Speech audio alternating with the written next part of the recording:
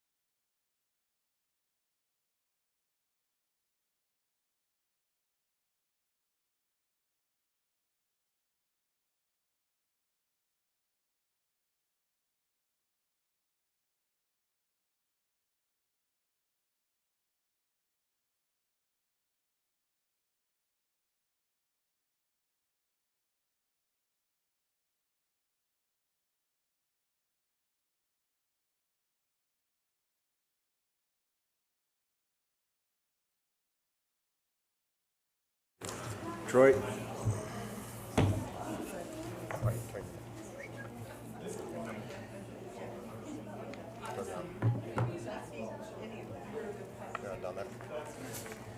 Good evening. Today is Thursday, April 17th, 2025. I'd like to call the special Board of Selectmen meeting to order.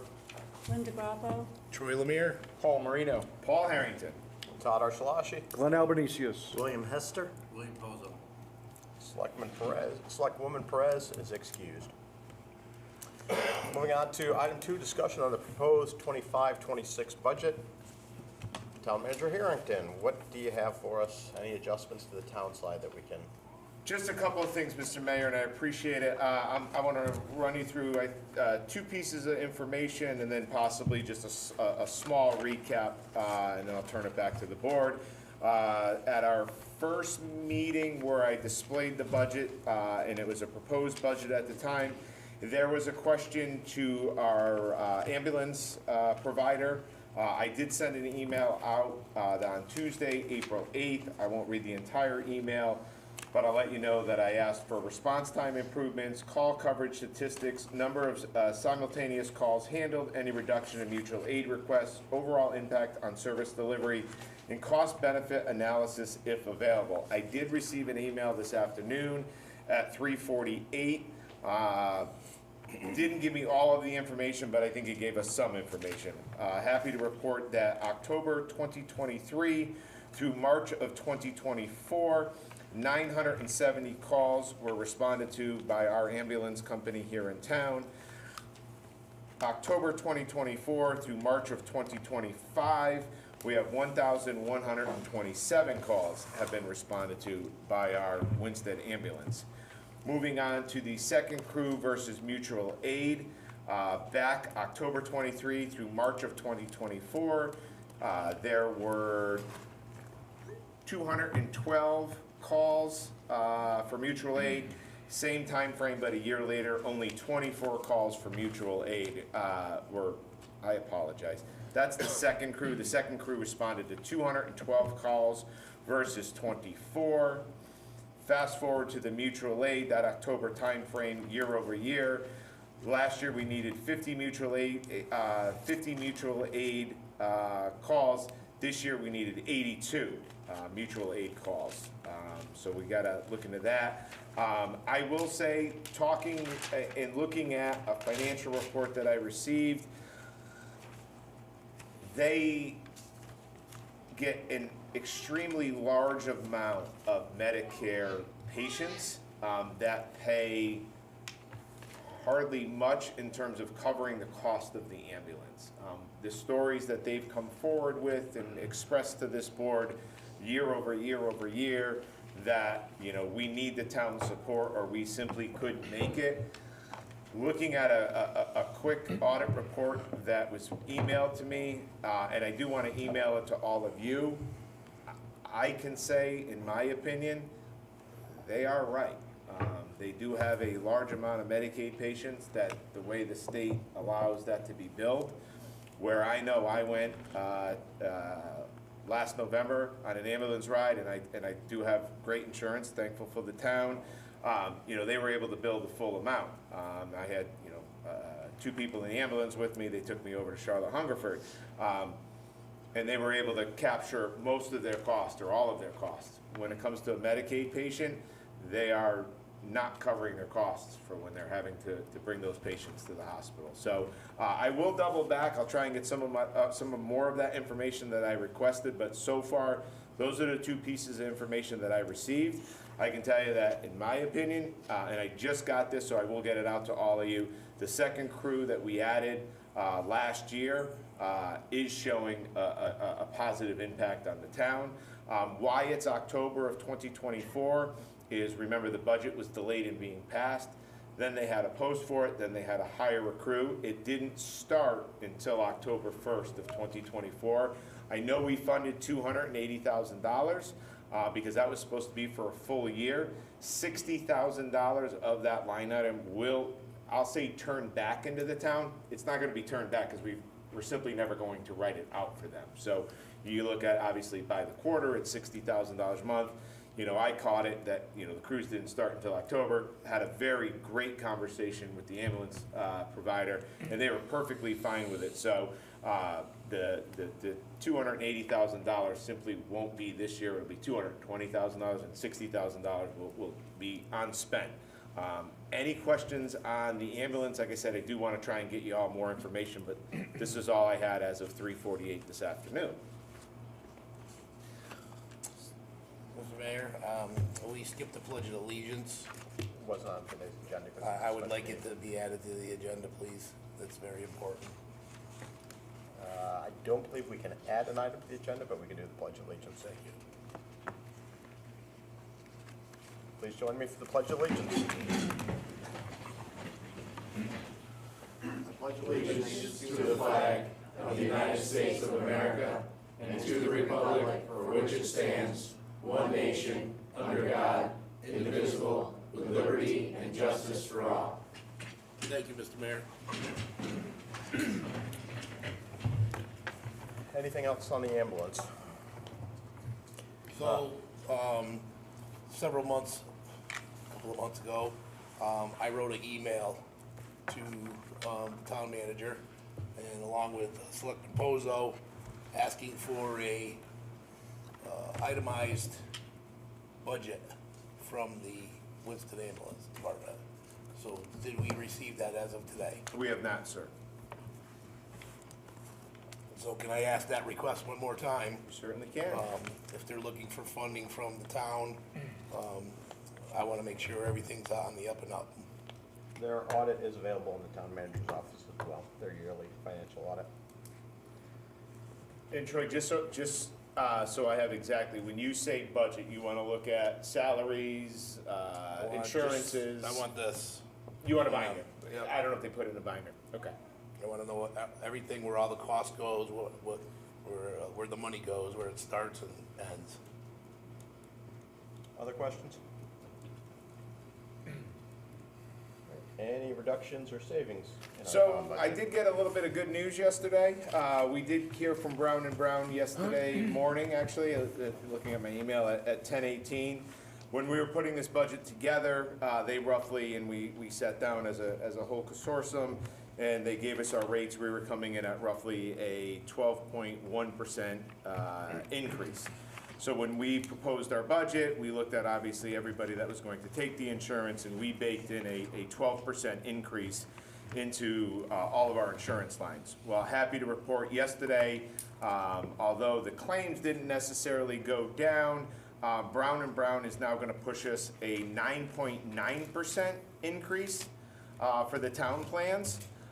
So what that ultimately means is when you look into the line item of the budget, it's roughly a $17,000 reduction that we could take in the health insurance line on the town side, because the rates are not 12%. They have been signed at a 9.9% renewal.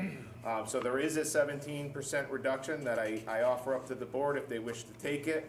But there is 17 grand of quote-unquote overfund of that particular line item, because Brown and Brown has negotiated the rate to not be 12%, it is now 9.9%. So roughly a $17,000 reduction. Good job. It wasn't me, can't take any claim to that. That was Brown and Brown. I just was the recipient of a great email yesterday at 10:18. Any questions on that? Anything else from the board on the town side? Mr. Mayor, I've combed this budget since the last time we met. I know we took the BAA reduction at the last meeting. I don't have anything else that I can offer to this board at this current moment. I think, well, my computer logs back in, I don't know why that did that. I would like to just, not reset, but maybe show everybody where we stand right now as we left the meeting.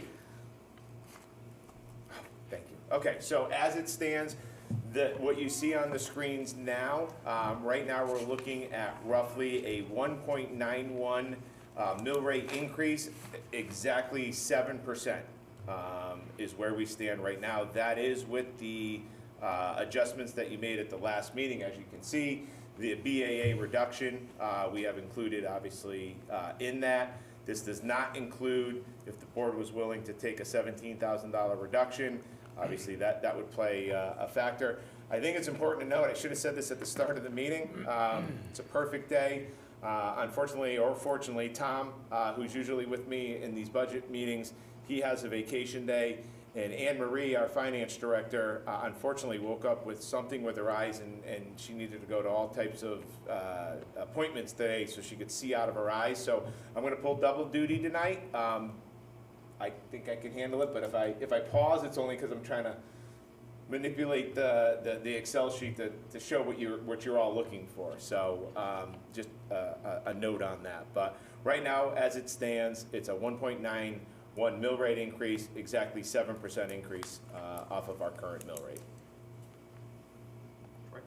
Paul, did we exhaust all options for additional revenue? Yes, in my opinion, yes. You know, that's one of the areas I focus a lot on as well, is the revenue. You know, after last meeting, you know, looking at it all, and I can't find any more rocks to increase or look under or anything like that. So, yeah, and when you look at, it's not a telling story, unfortunately, because last year's revenue is slightly skewed. Because when you look at last year's revenue, we injected roughly $2 million of the general fund into the revenue stream, and this year we're not doing that because of the GFOA standards. So although the revenue shows a little bit down, because we're not injecting $2 million of revenue into the budget from the general fund. So, but I wish I had more revenue, but So do I. yeah, I feel confident in terms of where our revenue stands. When you look at, you know, roughly the revenue last year the adopted revenue number was $40,806,370. The budget this year has $40,743,139 without the $2 million injection of the general fund into the revenue streams. So yes, slightly down, but we're making up $2 million. So yeah, we looked at every stone for revenue. Thank you. I have a quick question, Paul. The 1.91, I know we went back and forth on this last week, and I'll make sure I'm clear where we sit right now on these projects, the slides that you gave us last week. Okay? I know there was 59 projects that were requested, and you were looking at two proposals, one with 27 and one that even cut that number further. My question is, at the 1.91 that we sit at tonight, is that the 27 of 59 projects still in place? Yeah, yes, it is, sir. So the 27 projects that I proposed and the town manager's proposed budget would push forward. At the last meeting, you all approved the contract signing of that solar contract, which if the board chose to take the $400,000, it would fund some of these capital projects. That's how I was funding them. But the 20, where we sit today, the 27. 27 are in the budget. Okay. Yes. And for those watching in the audience, I know at home it's a little bit difficult, but the 27 that are up here are the projects that would move forward as the budget sits right now. And everything that's doled out would be pushed for another year, essentially, or however long it takes. Or longer, correct, yeah. The ones that are you know, whited out are when you add the yellow and the white together, you get the 59 projects that were put forward. And I think the other question I have is, I know with capitals, they tend to not necessarily have impact on the mill rate because we take them from a different fund. But that's not quite the case this year. Am I understanding that correctly? It's not the case this year, and it hasn't been the case in the past. So I use the terminology as pay-as-you-go. When you go back to, there was an excellent slide that, it's not going to be in this one, it's going to be in the original document.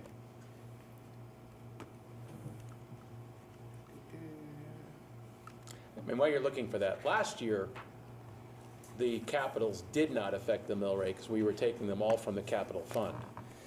So This year is slightly different. here's the slide. If you happen to bring your first presentation, when we had the public hearing on the budget, I believe it's page 32 we're looking at. If you look at the 23 budget, 53% of our capitals, roughly 1.9 million, was funded out of the general fund, which means pay-as-you-go. That had an impact on the mill rate.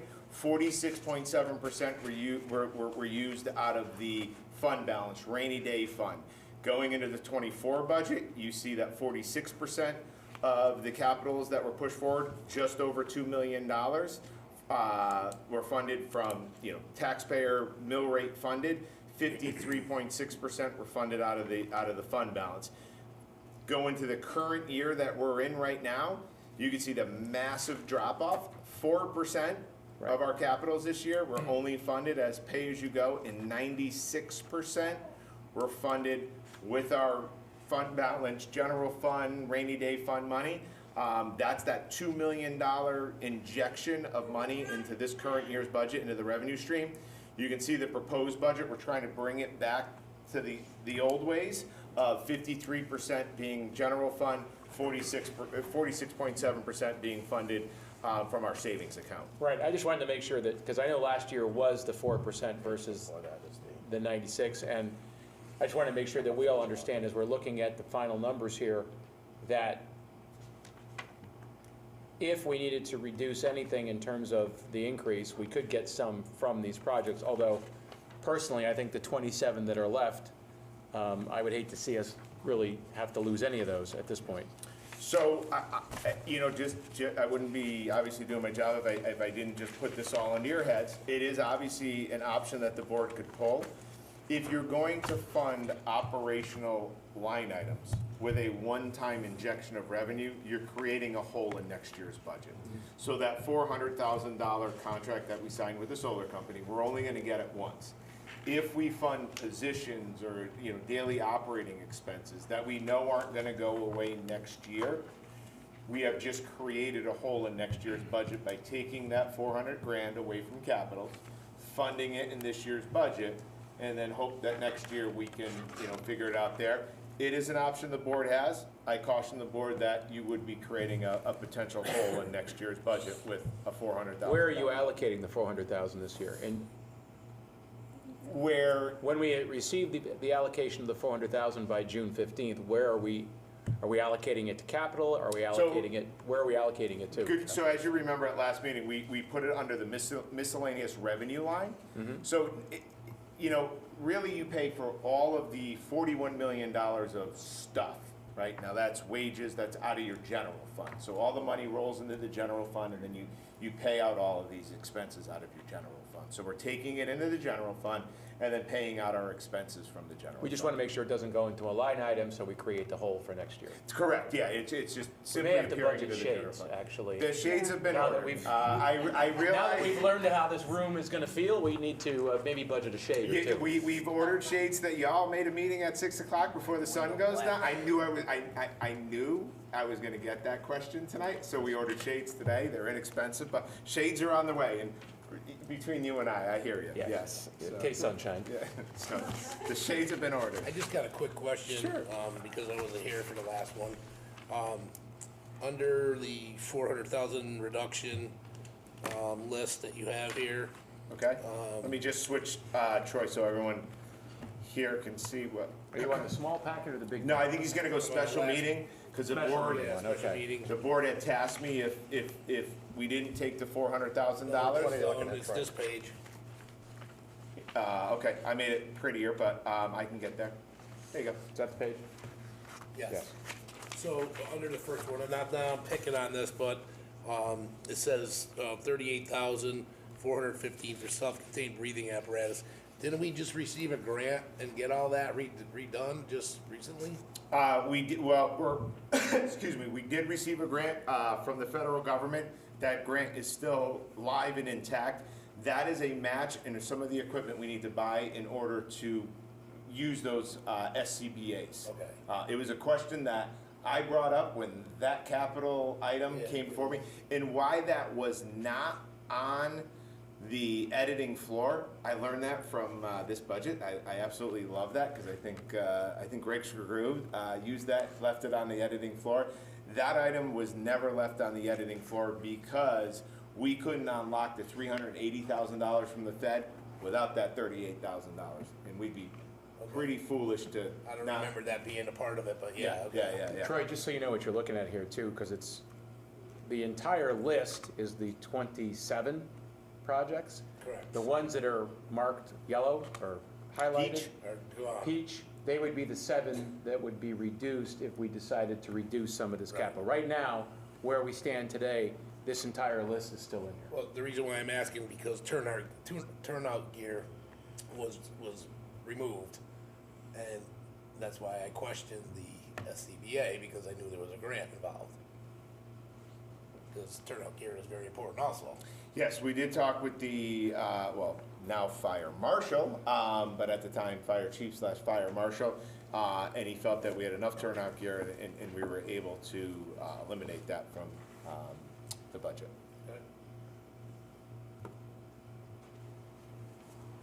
Other questions for Paul so far? I actually have one. It's on the expenditures, Schedule C. It's the town support for education for $744,360. Okay, hold on, let me switch over to.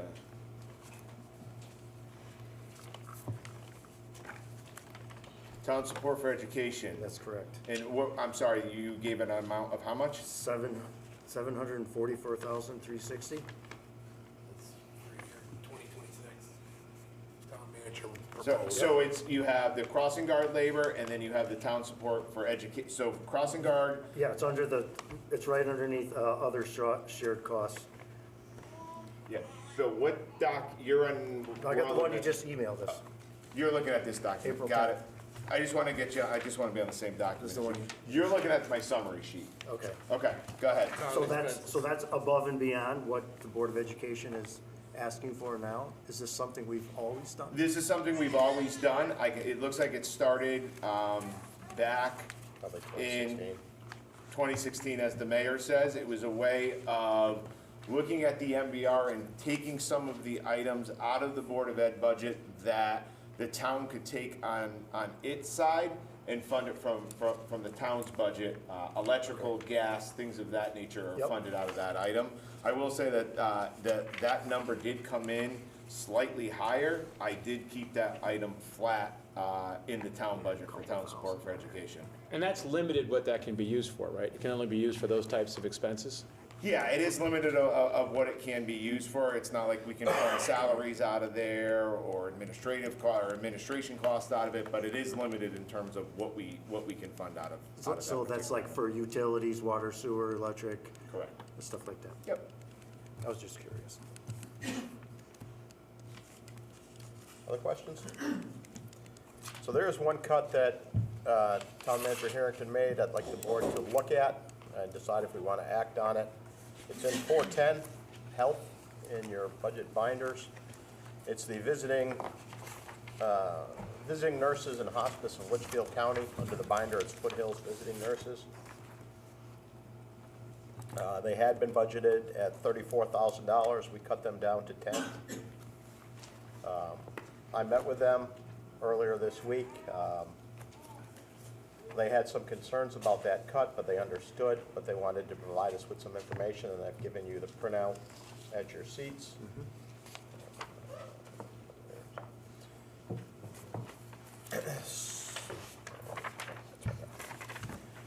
So the free health guide visits for elderly and at-risk patients living alone with no family support, they do about 300 of those visits per year in town. Each of those visits, well, those 300 visits are about $2,000.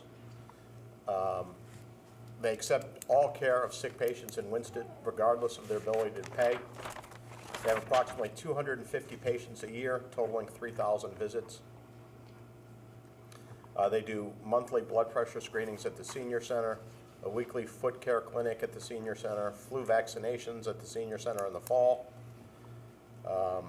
So the town of Winchester previously had a public health service to Winston residents. They took that over decades ago. The town entered into an agreement with them. This agreement's been in place for about 60 years. They were funded at $63,000 in 2002. That's when we cut them to $34,000, where they have been since 2003. They do feel that the cut to $10,000 could harm them.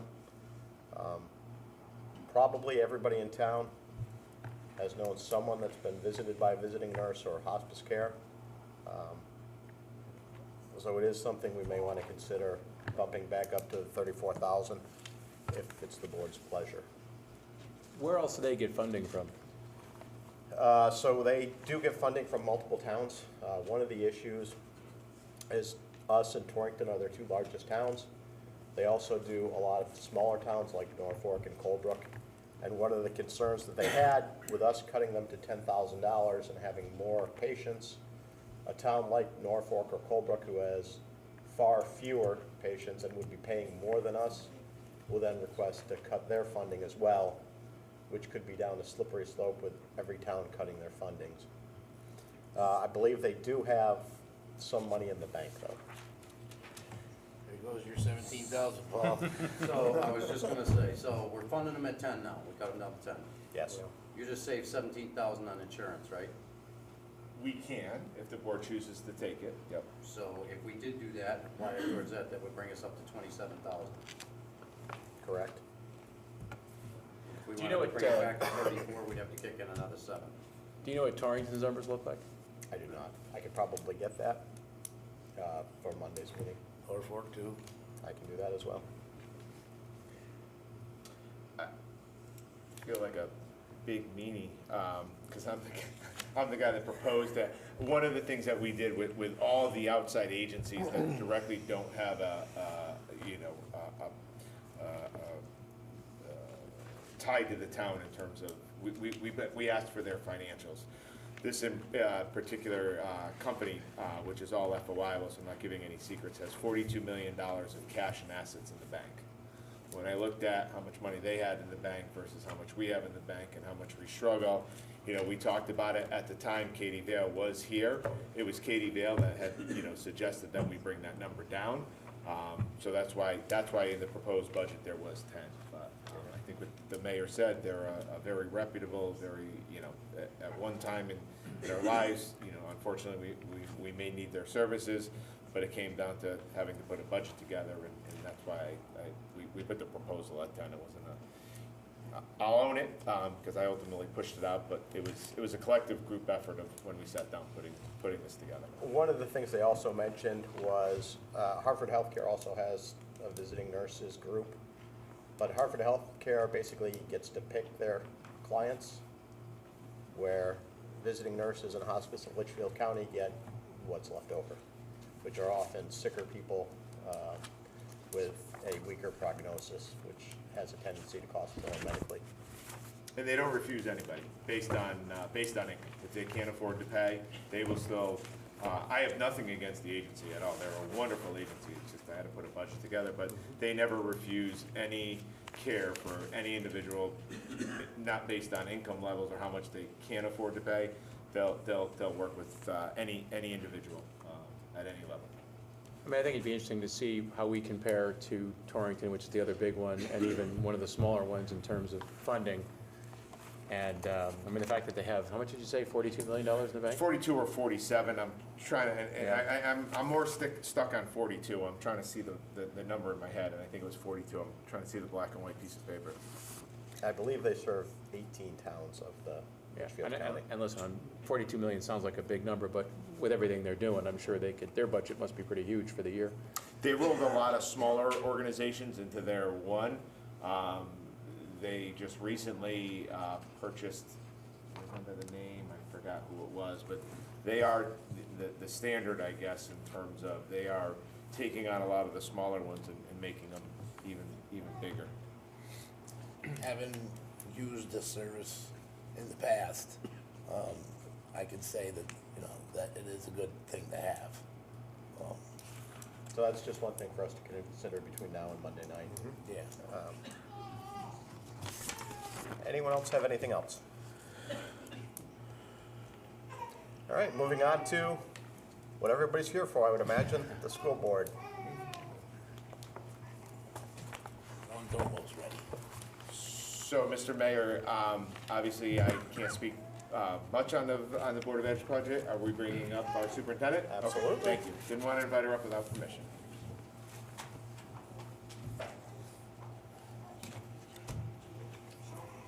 Julie, do you want to plug in or no? Why don't I? I don't know if I'll Okay, need it, so but- I'm gonna switch inputs and we can do that for you. Everyone's over there. Yeah, no, that should work. You just told me to talk, didn't you?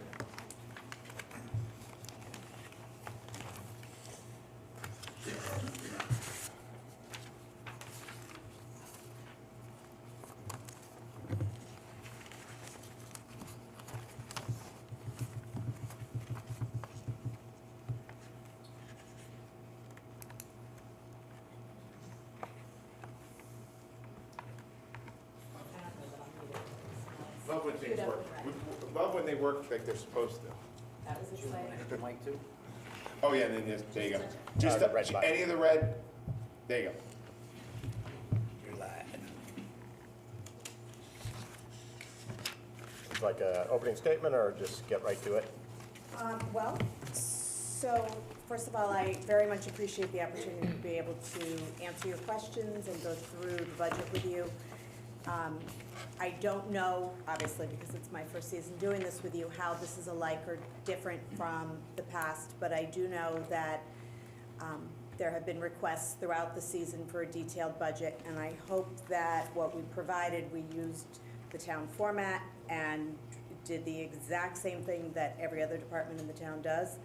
So hopefully that has provided you the level of detail to really be able to see inside the school budget what we spend on. In a few cases, like for classroom supplies, we allocate $500 a classroom to get it on a little spreadsheet, but I have worksheets behind that if you want to talk about crayons and glue sticks. But, so depending on how much detail you want to go into, we can go as deep into that as you'd like. At the public hearing, Mr. Marino, you asked about, had you done your due diligence? And yes, we had done our due diligence. We had built, to use an overused phrase, a zero-based budget where we went back to the beginning and looked at every expense, starting with what do we need, not what do we have, every position and everything else. We reviewed contracts. After the request at the public hearing, we went back to all of the vendors, particularly the ones where we said, well, that's silly. Power School doesn't negotiate. They deal with the entire universe. We did actually, much to my surprise, get an offer back from Power School. They would take, I think it was like $84 off. That number can't be right, is it? It was Frontline 82. 82. But they wanted us to go into a 4-year contract promising 4% increases every year, so that seemed unwise. Relay CompuClaim, not Relay CompuClaim, what did I say? Our copier company actually came back with about a $900 reduction, which is something that lives within that town support page you were just looking at.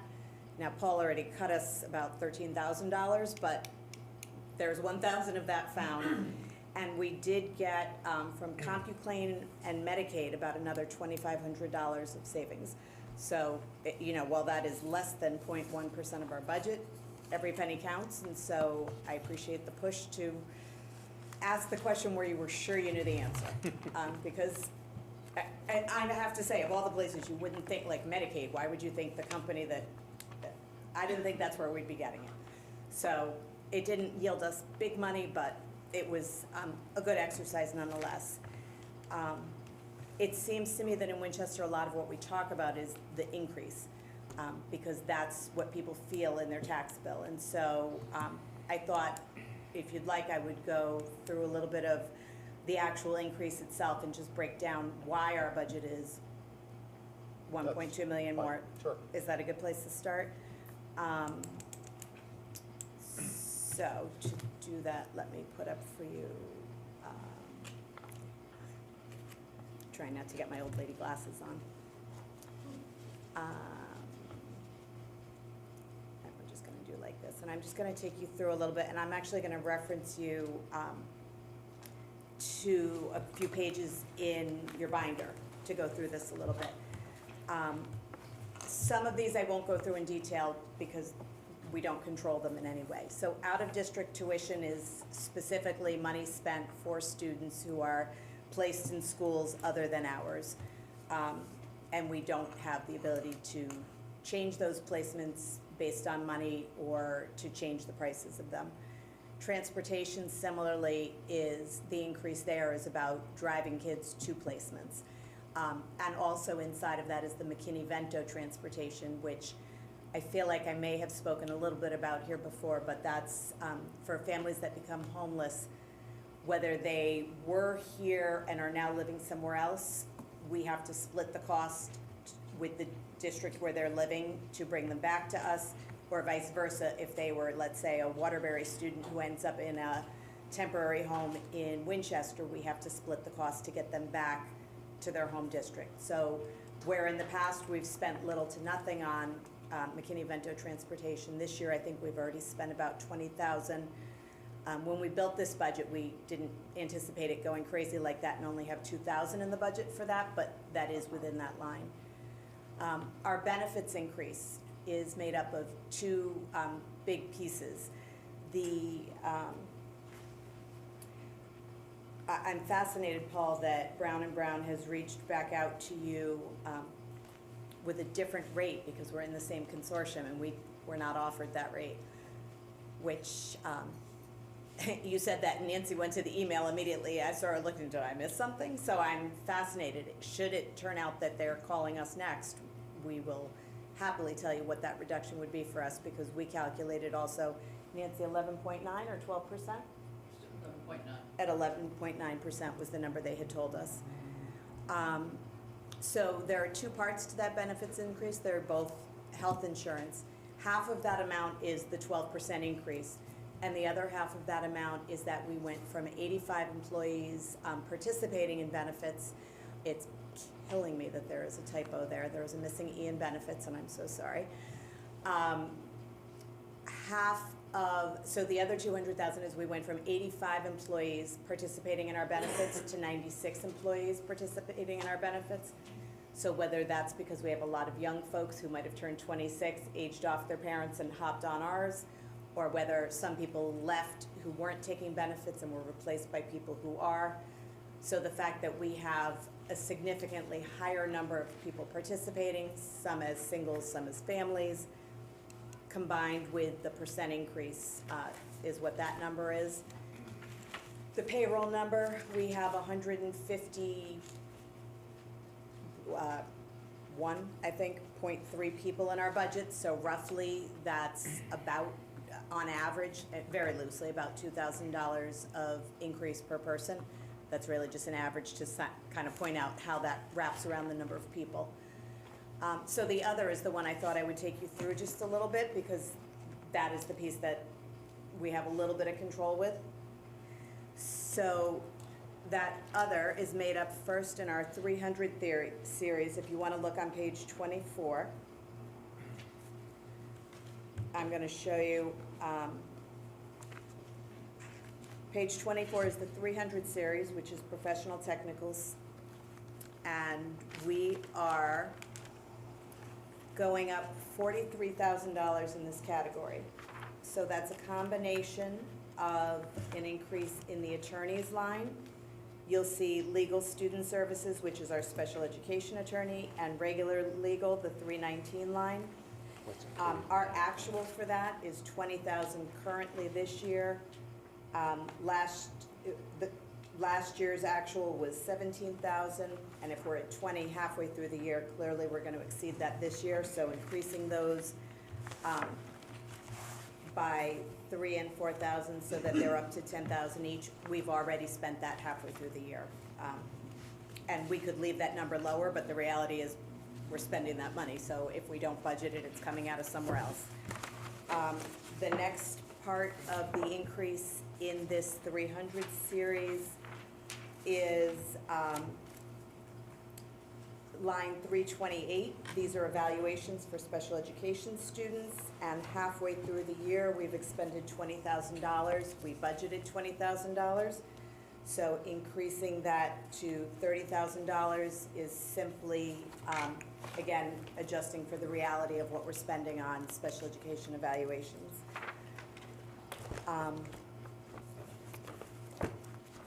The next big pop, you'll see in line 340, there's $20,000 there of increase, and that is specifically for Tom Dillon, who is our part-time director of school safety. We have a contract with him.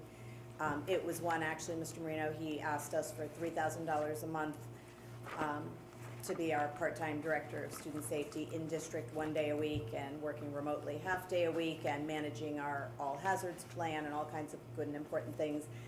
I reminded him how much he loves us. He's been working with us for like a dozen years, and he agreed to take $2,000 a month instead. So to your question of due diligence, we beat him up from the get-go.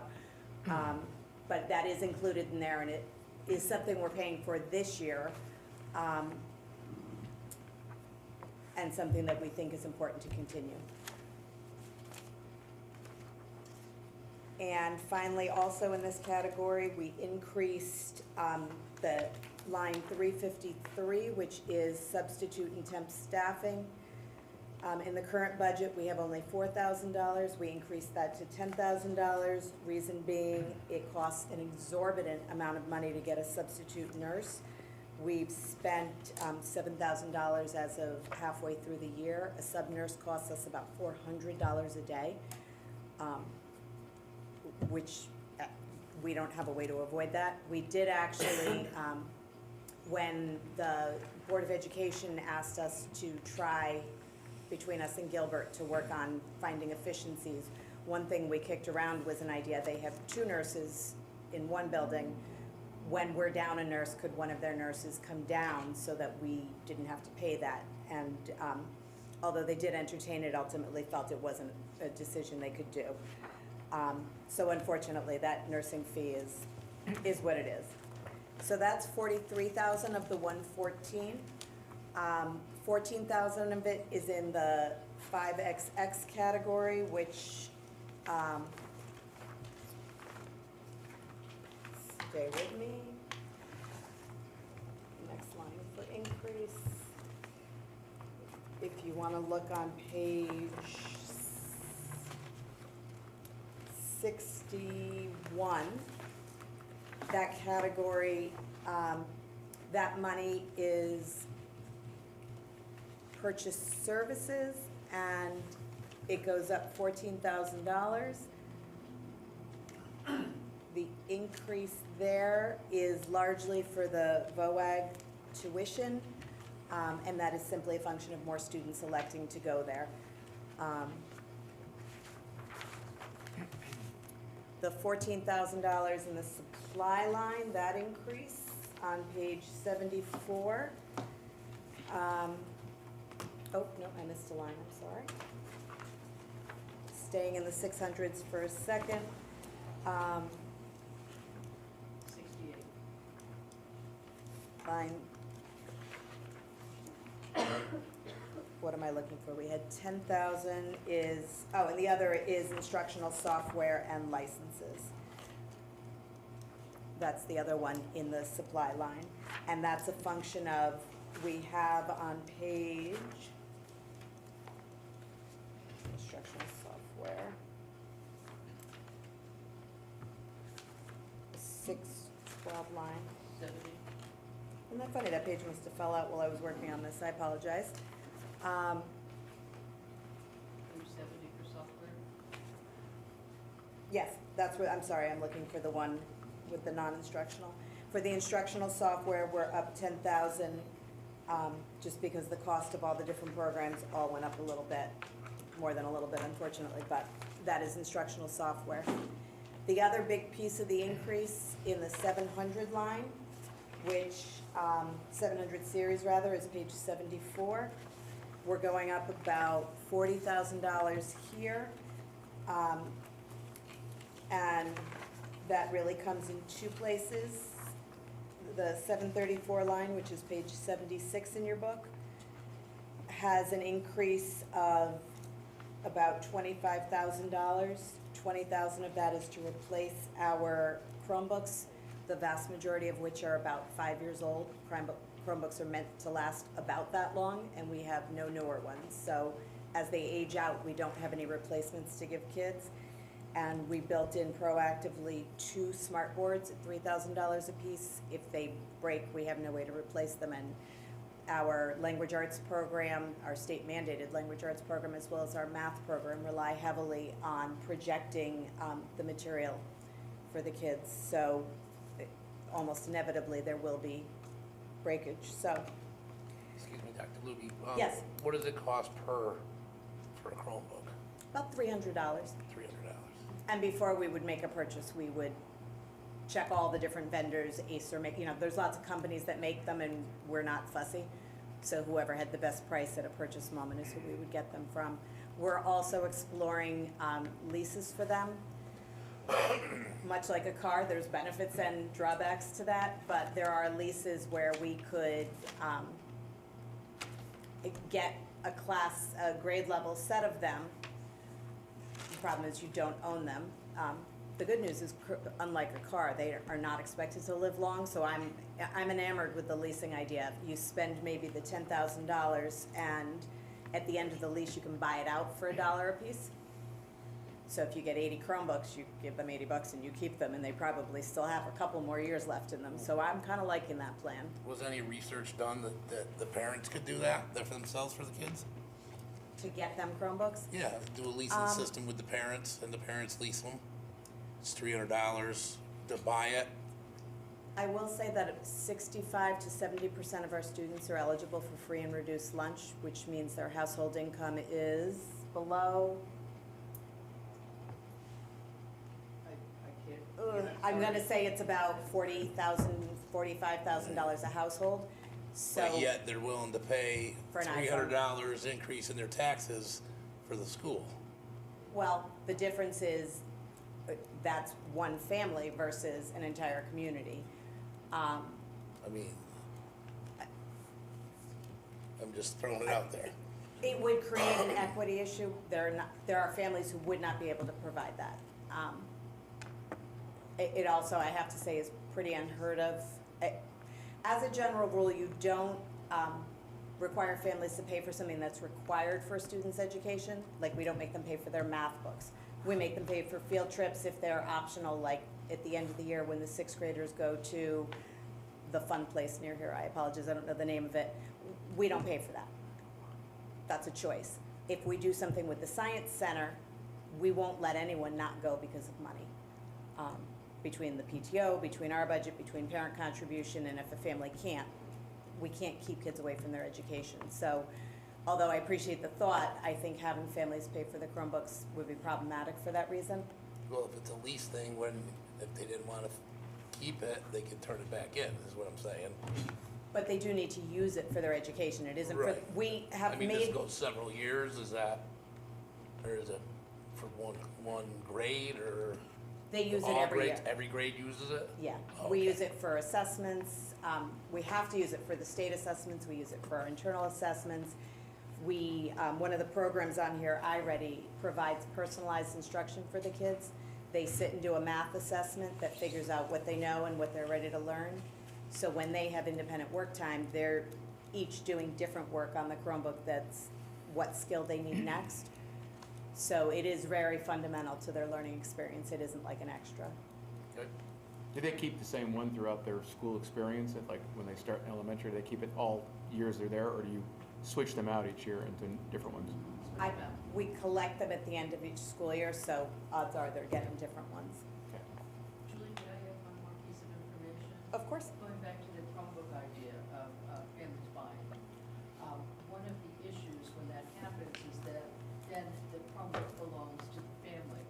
And one of the things that as a school district we have to do is keep all the students safe. If the Chromebook is owned by someone other than the school district, we cannot control every place that the child can go on the Chromebook.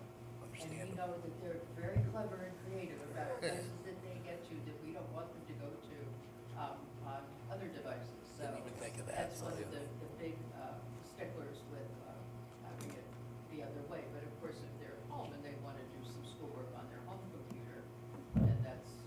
Well, up you have to no them. control over that anyway, so, yeah. Thank you. And then there's only $500 other of that increase, and that's in the dues line, and those are the professional memberships for, the administrators who belong to the Principals Association and whatnot, and that went up $500 just based on the costs of the memberships for the coming year. So that's everything that's in the increase. And then, of course, separate from that, because I think that's how Paul reported it, so the piece of the increase that's specifically Winchester Public Schools, and then the Gilbert budget increase separate from that. So some of those things in the other we have discretion with, which within our budget, 0.6% is what I would call negotiable. On page 4 of your budget book, there is non-contractual obligations, and I can just tell you a little bit about those for a second. So one thing that you might consider optional is we have $6,000 in the budget that we put towards the cost of buses for educational field trips. So if the kids are going to the Connecticut Science Center, because again, we don't want to put the entire cost of that on families. Theoretically, we don't have to do that, and/or we don't have to go to White Memorial. Generally speaking, I was going to say they're mostly science-based trips, but occasionally it might be something that's like language arts, theater-based. Under field experiences and travel, the $16,000 there in the 5XX line. Okay, so now I'm doing yellow tabs for negotiable. In the 5XX line, that $16,000 is also field experiences. The difference there is that's the actual admission, and some of those come to us. For example, like the critter van that comes and brings the horrifying snakes and all those things to the school. We pay for that, or we take the kids to the science center. You tell I'm not really a science person. It's not my jam. But that $16,000 is to provide those experiences, some on-site and some out of the building. And again, that's discretionary. We don't have to do that. $76,000 of the negotiable amount is a combination. It's in the 600 line. And in your book, the 600 series rather is page 68. So $57,000 of that is teaching supplies, and within that, I would say to you, like within that are math workbooks. I don't really consider that discretionary. That, you know, they're part of the math program that we use. If we didn't have them, the kids wouldn't have the work they need to do independently. We can't photocopy this year's like one leftover book. That's 100% illegal. So the math workbooks are really non-negotiable at $10,000. The things for the science curriculum, the experiment items, the consumable stuff that we need for the kids to like do sink and float and batteries and that stuff. The money that you see, I mentioned earlier, we allocate $500 a classroom for all of the crayons and scissors and tape and glue sticks and the things that need to be replaced each year. You know, if we had a cut that was small enough that it didn't require staff, but big enough that it had to go somewhere, we could, you know, say instead of $500 a classroom, we'll do $400 a classroom. Not ideal, but that's a place where if we had to do something, that's one of the places I'd be looking if there were little cuts to be made. Similarly, also in this 600, we have the nurses' supplies, the Band-Aids and things. I don't consider that negotiable, the ice packs and Band-Aids. We go through those like you can't imagine. The technology supplies are going to be replacement mice. They're going to be extra keyboards, things like that. And then the supplies for the admin, the $15,000 there is really like your copy paper, folders. You know, with the kindergartners, you need new folders to create their cumulative record files. So, and then the last piece in the negotiable is in the 700 series, which in your book is on page 74. And that's the technology spot. That's where there's the $6,000. Nope, I'm lying. Yes. 731 line. Yeah, no, I was right. So in the 734 line, it's $6,000 for the smart boards, $20,000 for the Chromebooks, the replacement monitors, replacement laptops for teachers. Each teacher has a device. They take attendance on it. They need that to do their jobs. And printers so that they can print out materials and then make copies for kids. I wouldn't consider the monitors, laptops, and printers necessarily discretionary. I personally wouldn't consider the Chromebooks and smart boards negotiable either, but smart boards aren't broken yet. You can always gamble they won't break, and the Chromebooks, you could do less of those, but last year it was in the budget and it was cut out. Given the age of the devices, that's really gonna start to become a problem. So those are the things that are really coming into that $131,000 of negotiable on page 4 of your budget book. So maybe by taking you through those, maybe I've answered some of the questions you have. I'd be happy to talk through any questions that you have, as well as if you're considering cuts, what their impact would be. I just got one question on this slide. Yeah. Is there any way we can get a line item on, I found the payroll under here, but under benefits, annuities and health benefits, can we get what each person gets? Is that in there? I didn't see it. So the benefits on page 15 is the summary sheet, and then each of those lines does have a page. So you'll see, What page was it? it starts on 15. That's the overview of the whole benefits series. And you see the 432, 368 at the bottom there is the number that's up here. And you'll see that of that 432, 386 is the Anthem Health Benefits piece. That's what we talked about. And then the remaining 10,000 is pension contribution, so that's gonna be line 206 on page 20. So the increase there is a combination of the pension that we participate in, not we, me, but some longstanding employees still participate in the town pension. And then the remainder of that 10,000 increase is coming in the employer annuities, which sounds like the one you're asking for. Yeah. So I can get for you and bring to Monday's meeting if you'd like. Tell me what you're asking specifically and I'll A have it line for by you. line item of who gets what for annuity and health benefits. So per- health benefits, not so much. I mean, I can tell you, like, so for example, everyone has Well, I'm sure there's a, high deductible Correct. plans. I can't think of the right name for that. And the district pays half of the deductible. I think that's across probably everyone. There are certain groups whose contribution to their premium is 17, 18, 19, or 20%. If you want to know who's paying what percent that's contribution. kind of what I'm looking for, yeah. Okay, so you want to know the percent contribution to the health plans Right. And annuity payments and annuity per payments employee from teachers to administration. for all employees. I'll have that for you at the next meeting. Thank you. Annuity payments, all employees. Other questions? I have some questions, but just get rid of my book. We don't have page numbers, by the way, so we can't really follow Yeah. along very well. It was- I- The page yeah, it was numbers tough. are on the shorter version. Stapled one. Yeah, which, Oh, I'm sorry. I We thought did we gave it to you with page on the numbers. copy that we provided you. No, there's not in the none. book one, though. I mean, I was able to keep up, I had to look I'm for so it, but. sorry. That's okay. Mine's numbered. It's the series that, when you said the series, then you just looked under the series. Okay, I will figure out how to reference them better. I apologize, I don't know why you don't. We did we hand numbered them because we are not high-tech fancy I have people, some but. that have numbers, but some don't. Yeah. Maybe I wonder if in the copying process, maybe it got cut off. I swear I didn't white out, all the 88 pages. Paul said I'll mess with her, I know what to do. I didn't write it out. Thanks, No, I'm Zibby. just-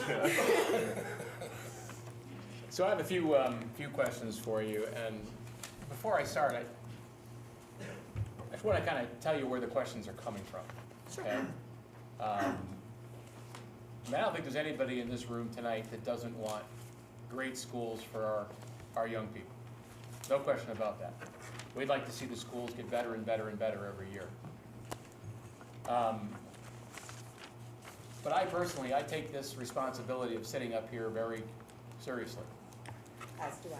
And when I talk to people around town, and as you know, you pointed out, we have 58% of our kids on reduced lunch. And I see families in the grocery store who say to me, we can't afford any more tax increases. We just got one last year that was pretty substantial. And I wonder how these families, and it's not just school families, right, because everybody pays. I don't have any kids in the system, and I would pay the increase, as would a lot of people here that don't have kids in the system. Doesn't mean I don't care how our schools are. I do. I think you might have made the point, somebody made the point in one of the public hearings we had, that better schools bring families to town. And more families come to town, more tax revenue comes to town, and we're all working to build that. So certainly want good schools. But I also have to figure out, how can we pay for it? How can we ask the taxpayers who are already struggling? You look at the entire economy that they've gone through over the last 4 years, 3 years with the inflation that we went through, gas prices skyrocketing. I mean, I could go down the list, right? Our electric bills here in Connecticut, is there anybody that's satisfied with that number? That have gone up exponentially. So families are struggling. We have to figure out how to make this budget work. That's the challenge we have. And I need to know before I can support it, and this is why I've asked you some tough questions, and I know. I asked the same of my right. board. Don't approve it until you know what's in it and agree with it. I need to know that we've looked under every possible rock here to find savings, and I appreciate what you just gave us. I would love to actually see,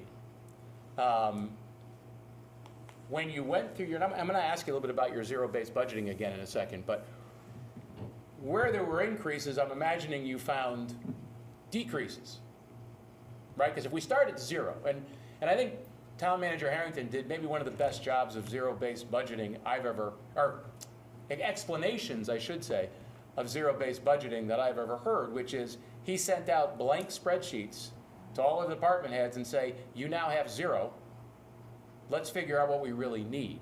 Because it's very easy, or it's easier, I imagine, for you to take last year's budget, plug it into all the numbers, and then let's figure out what we need to increase here and there, and that's how we get to a budget. So when you did your zero-based, I mean, did you indeed do what he did, which is talk to your principals, talk to your department head and say, you have zero. Yeah. Tell us what we really need to make this work. I appreciate the question. And actually, as I'm listening to you and that idea about inflation and costs go up, and I think the frustration is inflation and costs go up everywhere.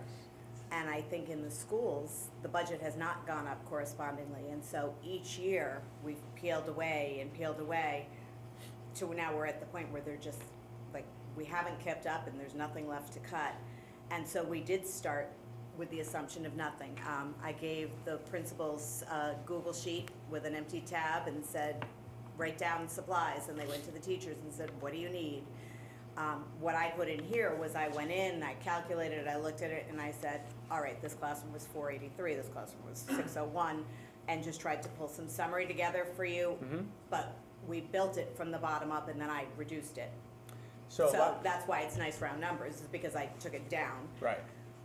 So that's an example with like the supplies. With the technology we went through, there's only about 5 instructional programs.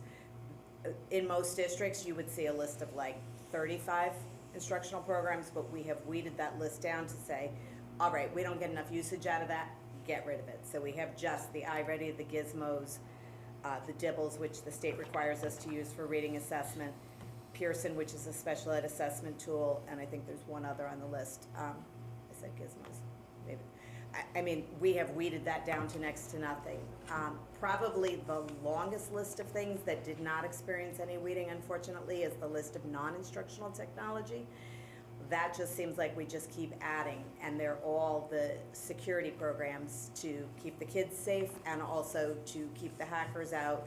I don't know if you all would be aware, but like Power School, who has all of the information about all of the kids, their families, our staff, phone numbers, social security numbers, emails, addresses, and everything got hacked this year. Things like that, we just keep adding another layer of CrowdStrike this, and you saw the list. So that is probably the only one that we didn't weed. You mentioned a second ago that the budget has not been increased. I mean, Winston Public, forget the Gilbert side for a minute, got a $638,000 increase in this fiscal year's budget, right? And to the town, that was over $900,000 because Gilbert got a smaller increase than Winston Public did, but nonetheless, we did nearly $1 million in increases last year for the education budget. So it's not like there hasn't been an increase recently, and when I talk to people around town, and I've had lots of conversations about taxes, and it's very well known that the budget this year is primarily an education budget, right? And we were actually, last year's tax increase, we had to deal with the police department that hadn't been addressed in a number of years. We had to deal with the ambulance and having a second crew there, and some other public safety items that we had to take care of.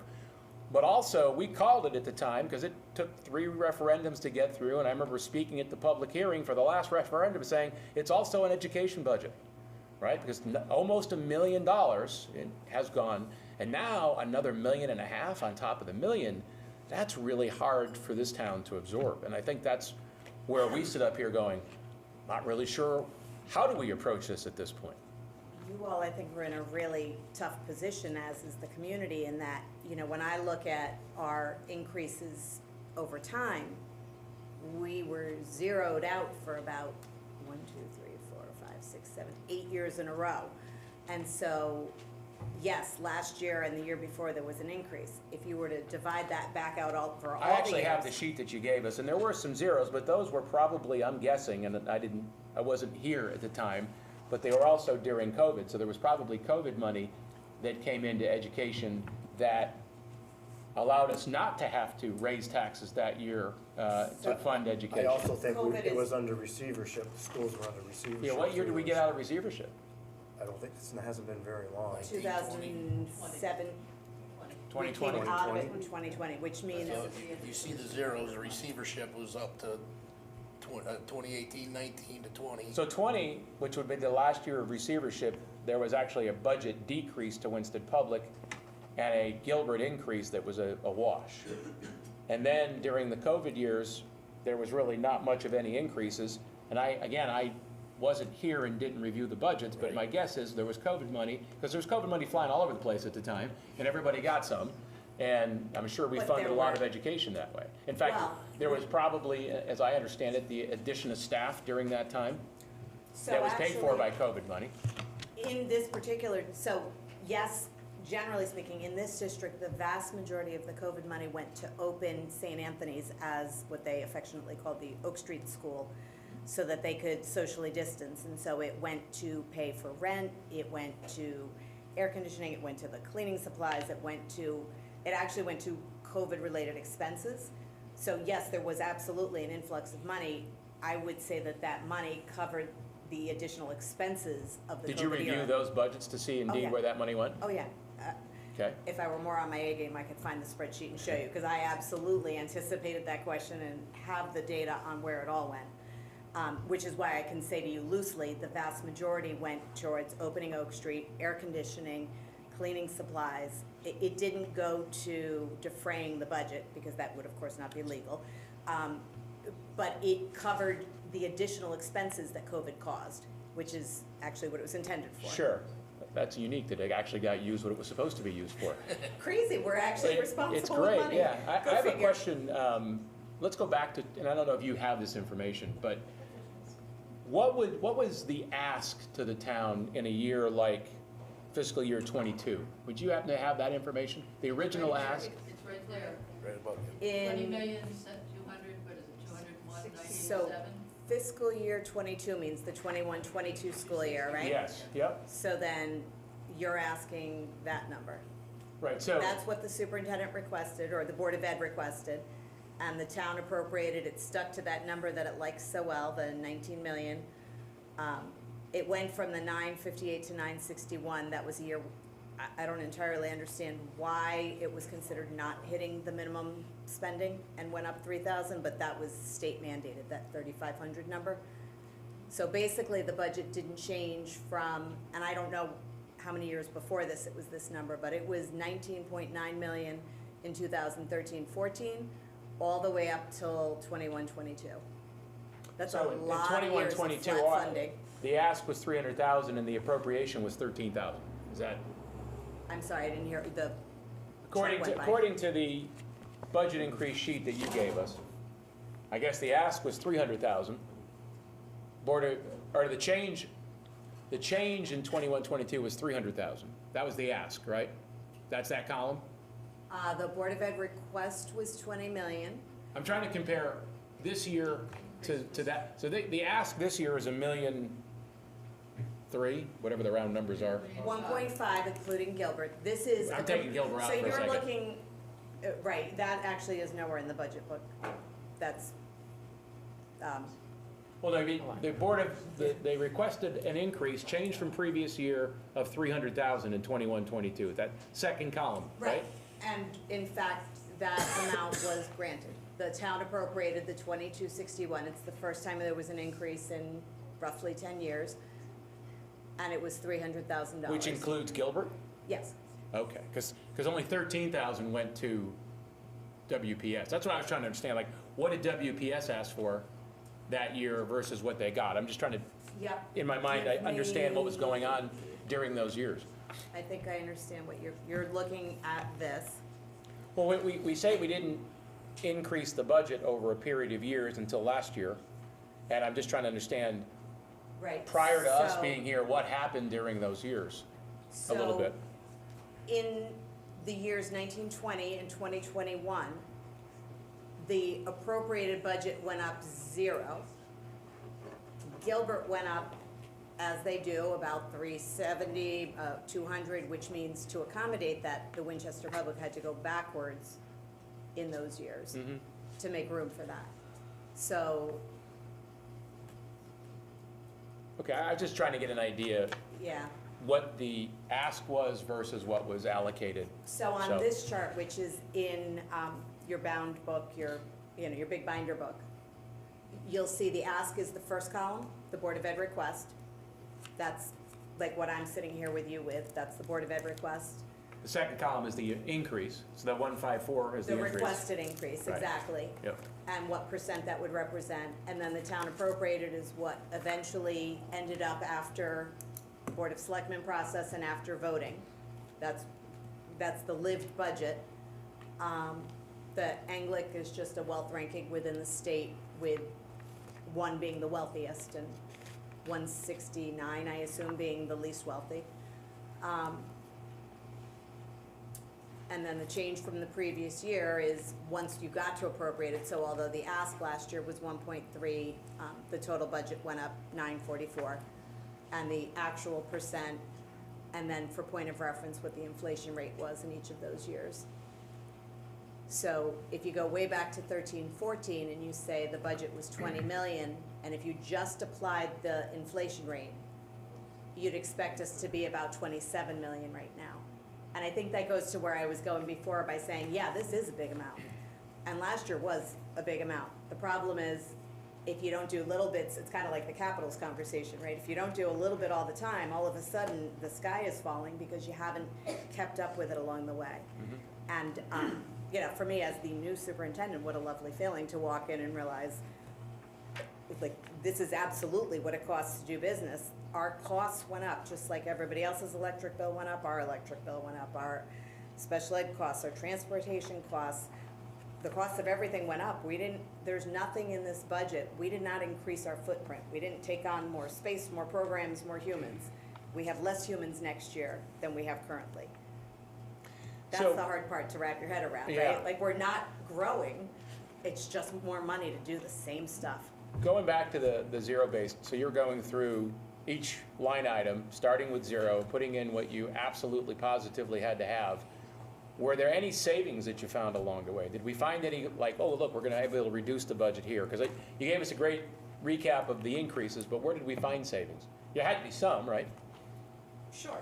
There absolutely are, and there were lots of places too that when we went through and the first draft of this, the increase was, I don't know, I wanna say it was like 9.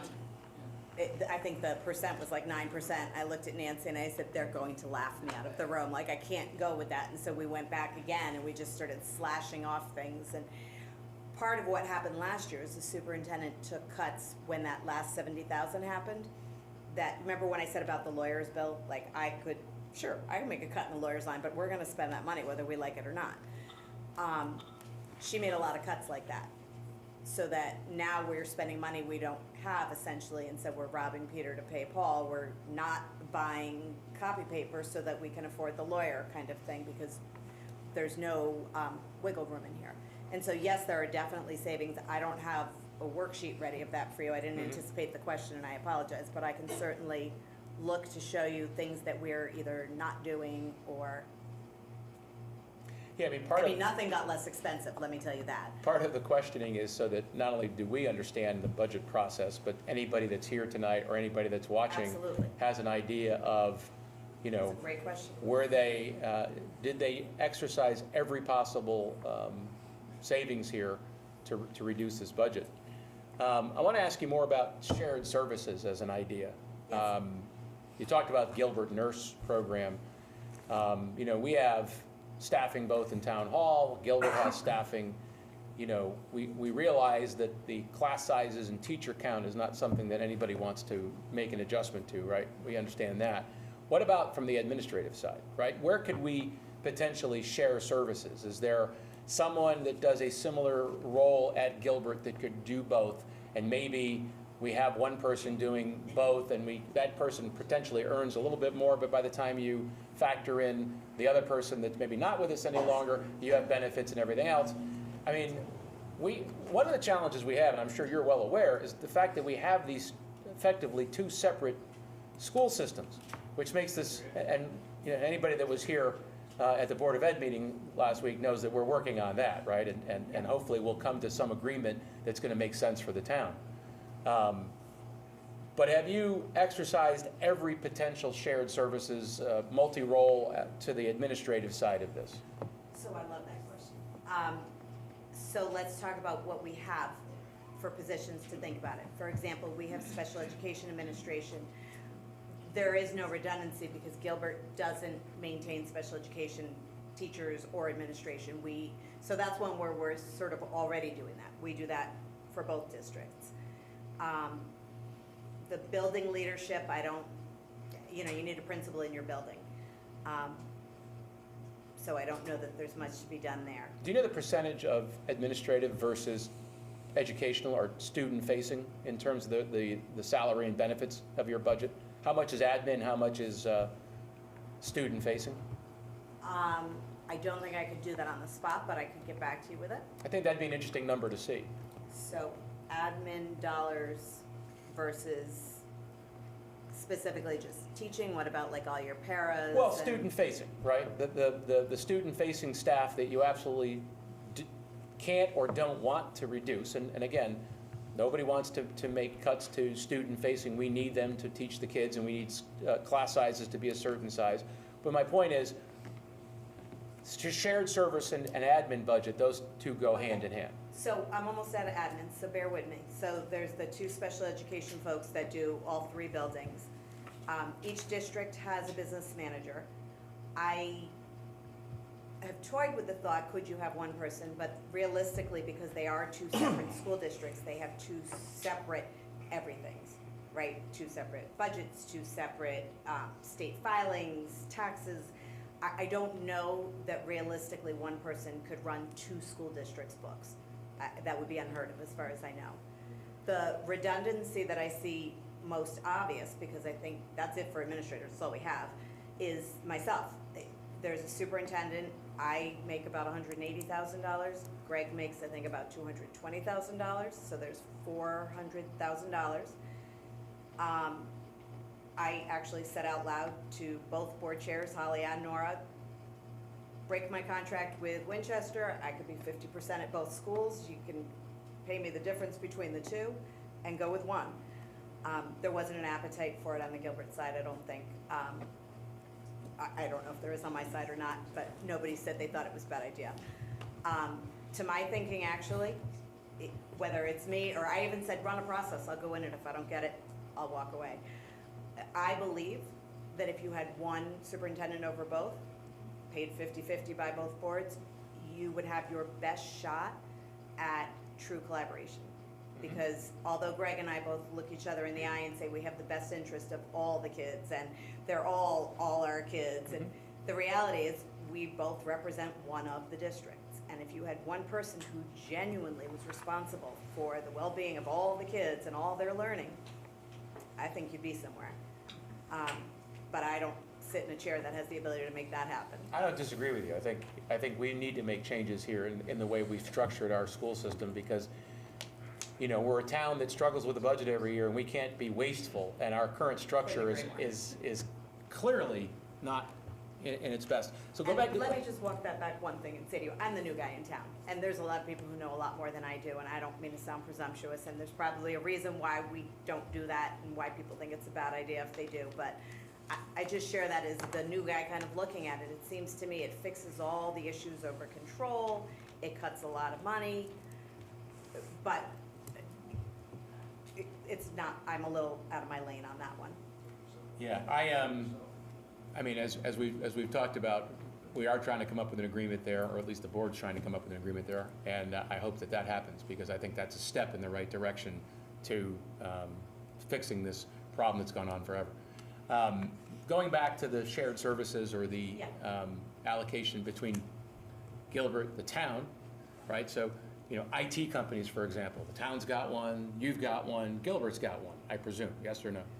So not really. No? I've got a guy, I've got Joe, he works 4 days a week and makes, about $80,000. 60? Plus taxes and benefits. Maybe that's why I think 80. Yeah.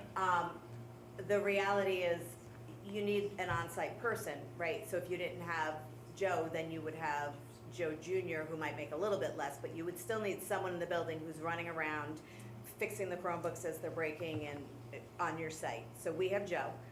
And Gilbert, I believe, is contracting with Ed Advanced to do their technology. Okay. I have no idea what the town does for tech support. Again, I'm just trying to get a comfort level for not only me, but everybody else sitting up here, that we are looking at everything, because this is a very difficult number. Greg and I have met several times of a whole list of ideas we've been kicking around. I would say potentially involve the town manager too, to see whether there might be some shared services that we can potentially look at reducing some costs. I have one other question for you. When I asked you a question, is it 2 weeks ago now? I forget even when that meeting was. They're all starting to blur together, yes. I asked you the question a few weeks ago. I said, what happens if we end up with a substantially reduced or even a zero increase, right, based on whatever happens in this referendum? And the response you gave me was you wouldn't open the doors. Not wouldn't, couldn't. Couldn't open the doors. Big difference. That's an interesting answer, really, because that's obviously an answer that puts us right back into receivership. And, you know, we're looking at a board that's no longer controlled by the town, it's now the state. We don't have a superintendent anymore, none of that stuff happens, right? So I presume you didn't really mean you wouldn't open the doors. I mean, was that an emotional response, or is that the truth? You can't open the doors without this increase? So I can open the doors without the full increase. I wouldn't want to be quoted as saying, if you cut me a penny, I can't open the doors. Right. I mean, we've just looked at, you know, $100,000 of discretionary spending. This is not something I intended to share tonight. It's not road ready, it's not pretty. I'm going to just delete this column because this is a redundancy.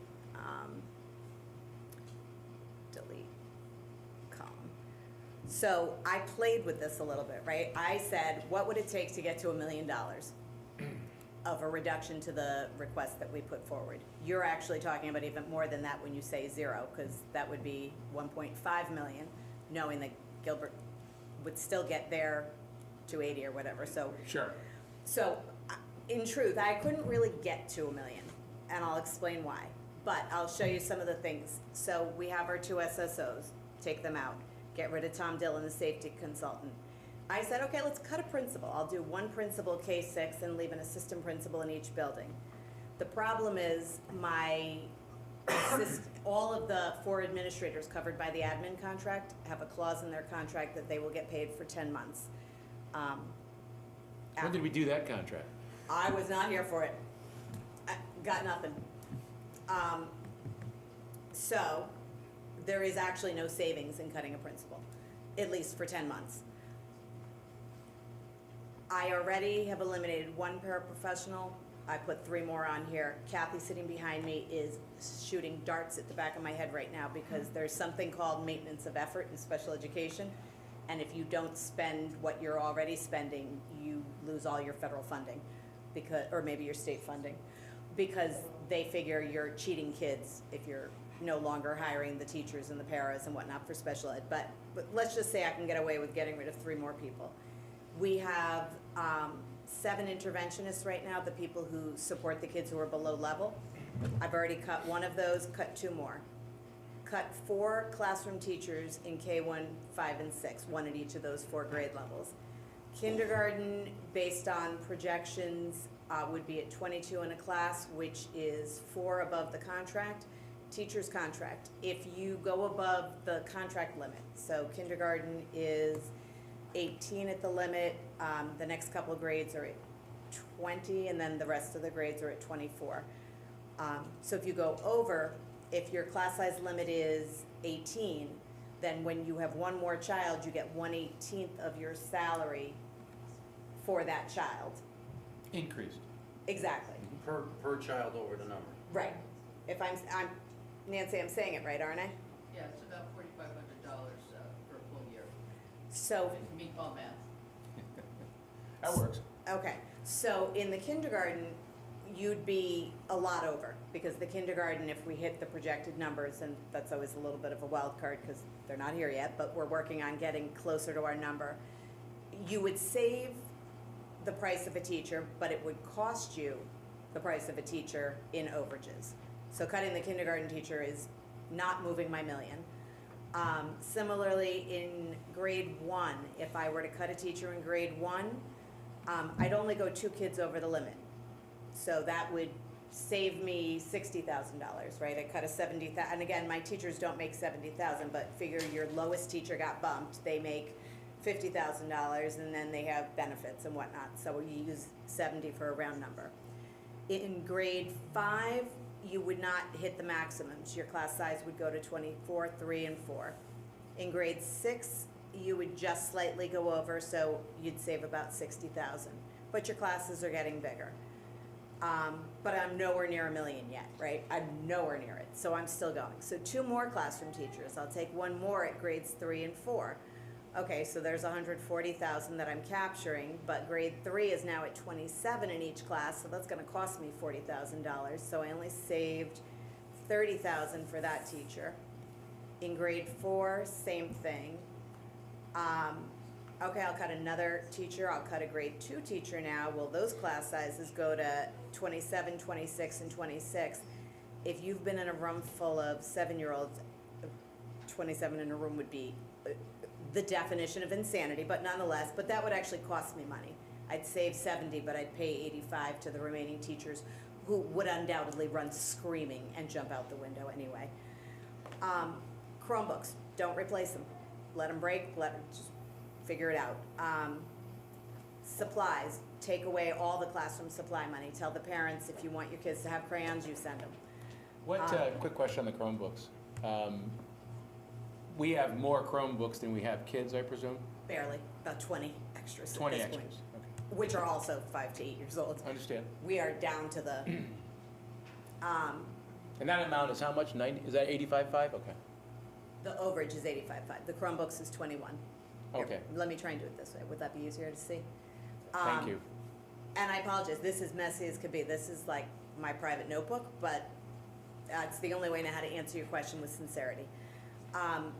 Take away all of the classroom supplies, take money out of the, already, we have about 18,000 in the dues account, whack 5,000 off of that. Dues pay what? Those are all the professional memberships. We already got rid of our CABE membership, which is Association of Boards of Eds.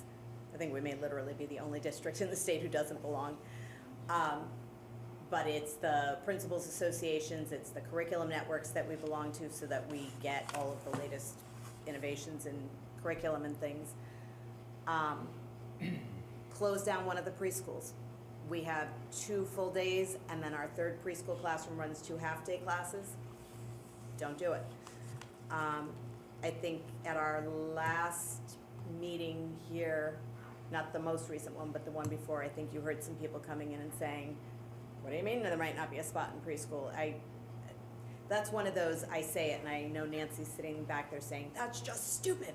Everything on this list is stupid. We don't want to not offer preschool seats. We know that if we don't offer preschool, the kids will come into kindergarten and they will not be school ready, and then we will need more paras and more assistants, and more kids will end up in special education because we didn't get them ready for kindergarten. So each one of these cuts, you could say, sure, but it's ridiculous. Sure, but it's ridiculous. We currently have, this year we have 3 speech and language assistants who deliver IEP services to kids. We've already cut one, cut another one. We have 3 instructional coaches in the district, 1 for literacy, 1 for math, and 1 for special education. They plan with the teachers and help them implement curriculum so that we have consistency across classrooms. Otherwise you get the whole, well, how come my kid's learning dinosaurs and he's learning frogs?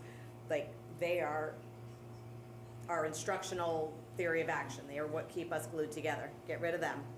Get rid of the 2 smart boards.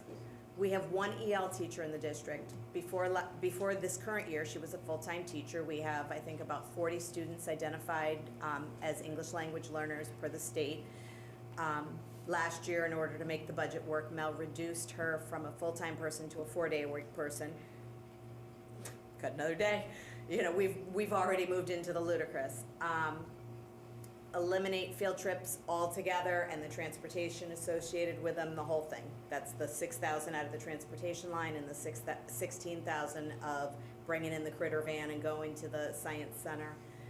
I had the maintenance guy on the list, and that was actually where I drew the line. I took him off because we have literally Dave, like he's a one-man band, and who was it? I think Troy and Bill. I sat with you guys and we talked about, love him or not, Dave is the only thing standing between us, and we already spend a fortune on repairs of things. I can't think of the name of the company, but I feel like I approve POs once a week to them because Modern mechanical maybe, or one of those. Yeah. Because the systems are all breaking, and so to the extent that Dave can keep us afloat, he does all of the parking lot stuff with the ice and the snow. He doesn't do the plowing, but he does all the cleanup and the ice and the sand and the salt, I want to say. He does all of the district maintenance that can be done and not farmed out. So if you get rid of him, the negative number there would just tank your attempt to get to $1 million. So I'm down 20 humans on that list. I already cut 4 because the Board of Education looked each other in the eye and looked me in the eye and said, if we do our due diligence, maybe the Board of Selectmen will understand that we have cut everything we could cut, and maybe they won't cut us more. So they cut $250,000. I eliminated 4 positions. So this list here is another 20 people, and I am not at $1 million. And I am literally, like, anytime you put anything else on the list, it ends up costing more again. So when I said, a little bit tongue-in-cheek, but not really, I couldn't open the doors, I mean, this isn't even getting to $1 million, and you see how ludicrous some of this is, and I don't know where else to go.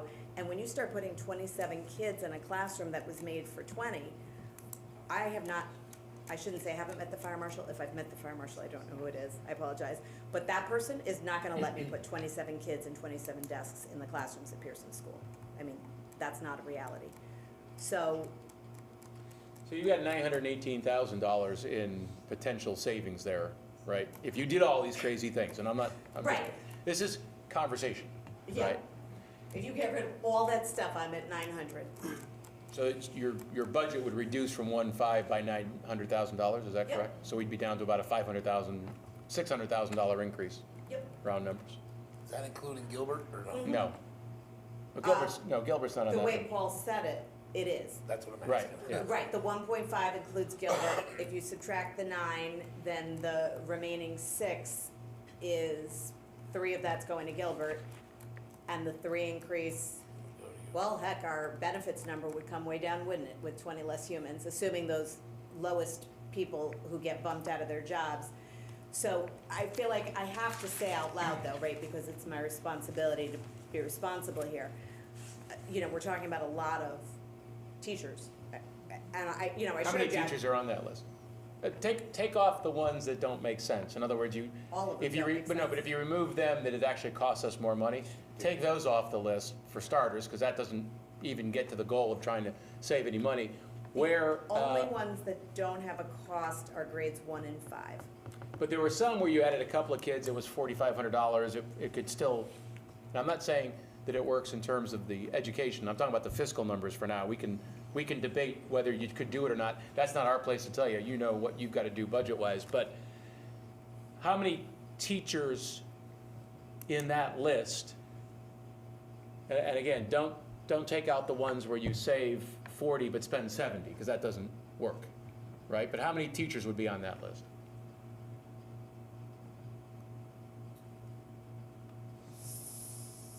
So I wouldn't be able to take the kindergarten, that would cost me money. The grade 1 would cost 9,000. You want that person on my list of how many teachers? Like, leave that as a Well, cut? if it saves 72 and adds 9, is that how that, no? Yeah. Okay, Well, it saves 70 and adds 9, so it saves 60. okay, so that'd be one. Okay, so grade 1, grade 5, grade 6. Those 3 would net some savings. The grade 3 would cost you 40, the grade 4 would cost you 40, the grade 2 would cost you 80. Reduction in supplies, one more preschool classroom, so that's 4. The 3 coaches is 7.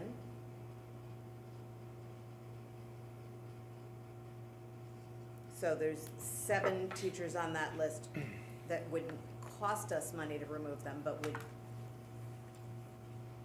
significantly change the quality of education in Winchester. Class sizes would go up. Quality of instruction would immediately go down, because by cutting those people, you would create a waterfall of bumping, because it's the least senior teachers that go. So if I cut a 5th grade teacher, it might be a 3rd grade teacher who loses her job.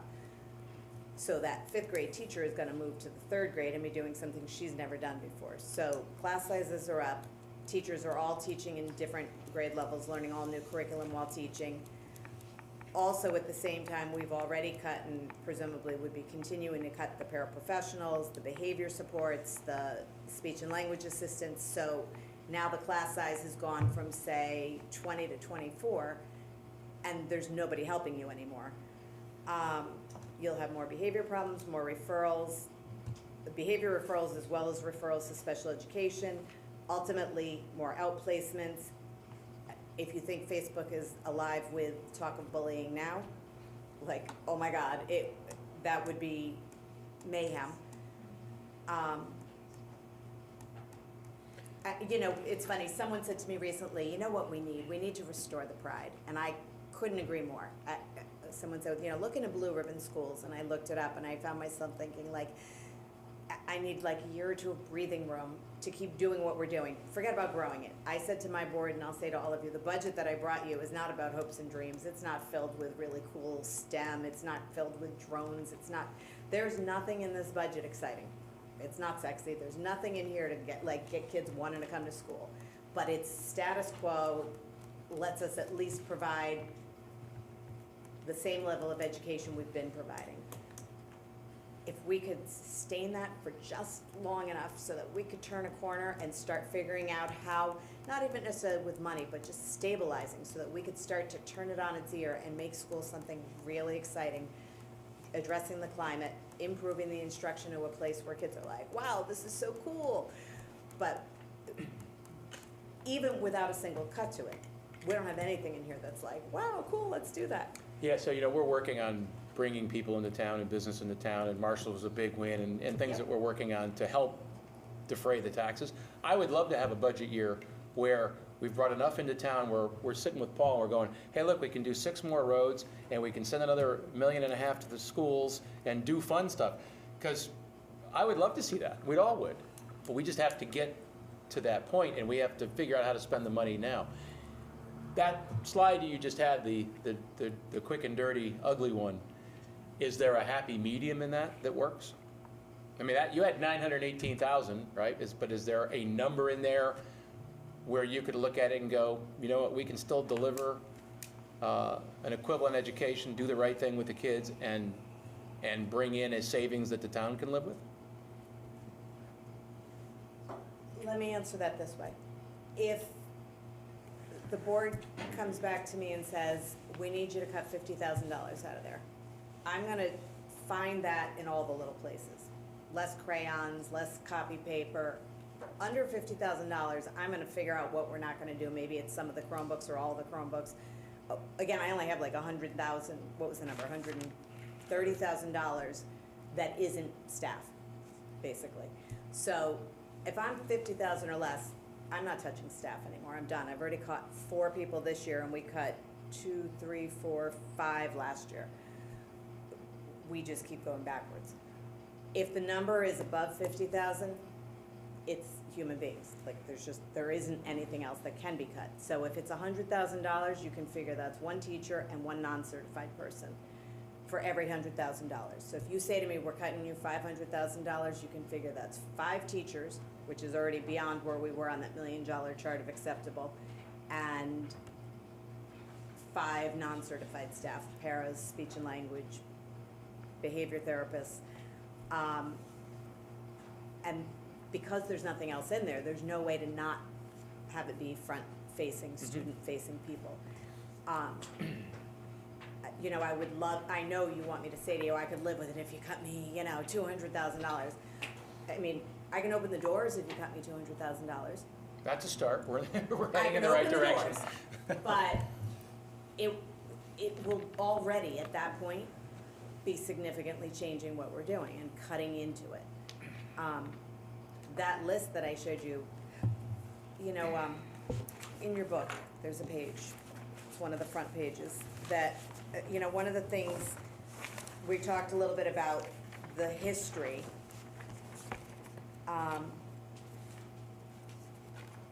Where did I have what I'm looking for? I wanted both of these. Class size this year, enrollment staff on page 30. Page 30? Slide 30. Slide 30, hold please, I'll put it right up for you, this. So, our enrollment over the last, 6 years is up 16%. But our staffing has only gone up 2%, and we're actually now going backwards next year already, before any further cuts. We already will have less next year than we have currently. That's significant. I mean, the student population 712 is going down 10%, but the budget still went up 3%. We've gone up 16% and have only gone up 2% in staffing. Our budget over the same amount of time has only gone up 11%. Inflation has gone up over that window of time 20%. Our budget has gone up 12%. So can I offer you up a cut? No, I'm not. Again, remember, you said you have a job, you have to think of the whole. My job, I am the advocate for the school system. I am the one and only guy who is paid to sit before you and tell you what the school district needs. And I'm looking you in the eye and telling you, we need so much more than what's in this budget. We have whittled it down, but the costs have gone up. We will have less people and less stuff, but it will cost more money. So in good conscience, I can't give you a number and say, yeah, go ahead, cut me that, because it's wouldn't be in good conscience, since that's not my job in this process. Yeah, so thank you for your answers, and I learned something in this exchange. I hope everybody else did as well, so it's been helpful. I would just urge you to go back and look one last time at any possible sharing of staff between the districts and the town. Any companies that you outsource to, that maybe the town outsources to, that we can share that. Any way that there's some savings there, and then, you know, I guess in your doomsday $918,000 list, potentially take a look to see, okay, is there a couple reductions that we could still provide a good education to the kids? Maybe we've got a couple extra kids in a few classrooms, but could we do something that makes sense and provide the best possible fiscal budget to the town that we can?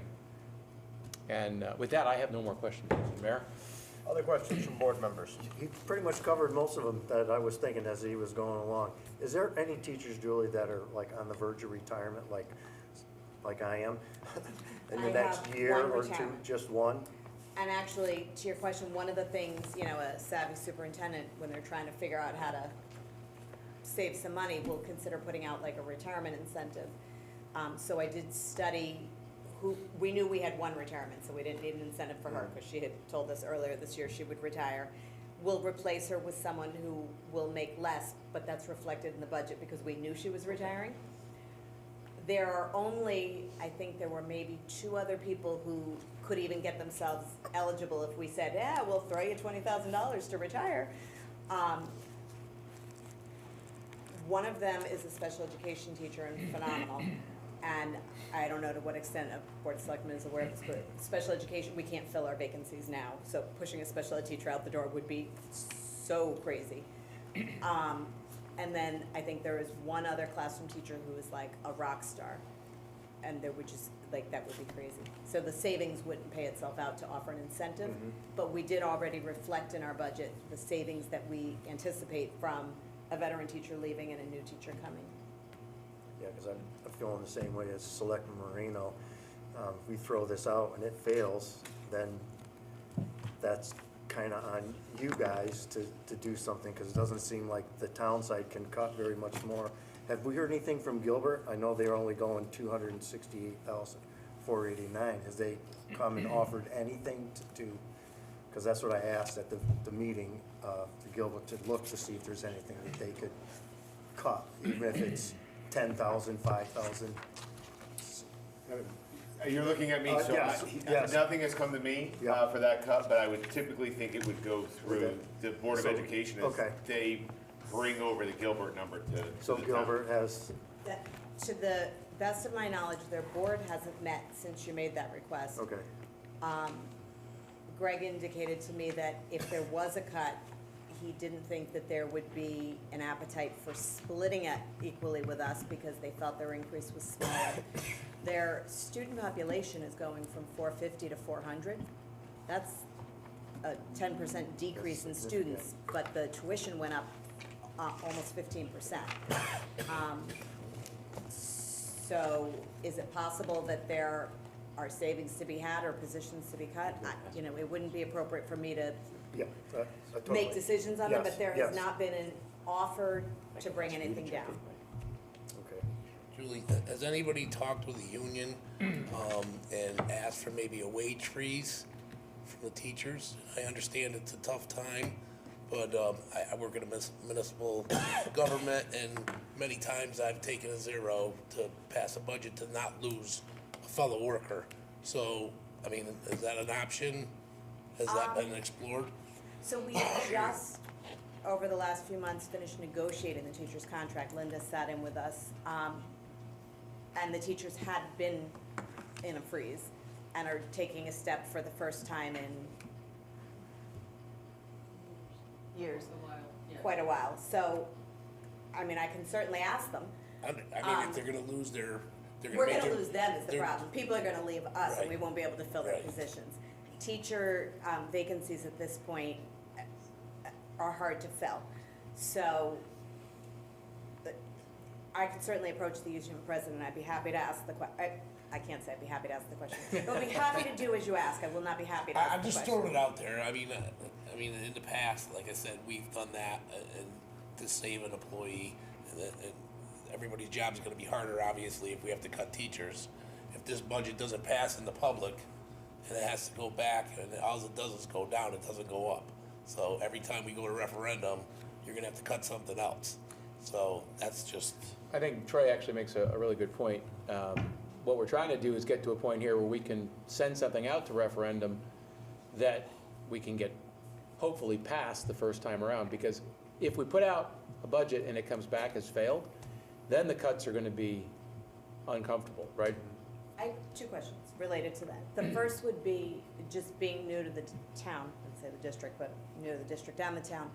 When you put a budget out to the voters here, are there or can there be advisory questions? One of the things that a lot of parents have said to me is, well, if it gets cut, I'm gonna vote no. And I'm trying to say to them, I'm not sure that's a really good plan, because I'm not sure there's a vehicle for you to communicate the fact that you're wanting it to go up. Is it illegal to bring it up after a referendum, or just not past practice? So from here, over the next week, the budget will get finalized. By Friday at noon, I think is the deadline. Excuse me, it actually has to be sooner than that. I know per ordinance and charter it says, but then when you look at really the fine print, it needs to be in the paper at Friday at noon on the 25th, which then gives you till Thursday at noon to get it to the paper for a Friday publication.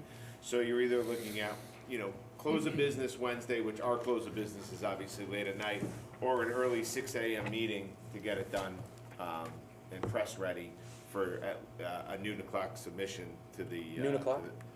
noon o'clock. You've been here too long today, Yeah. Paul.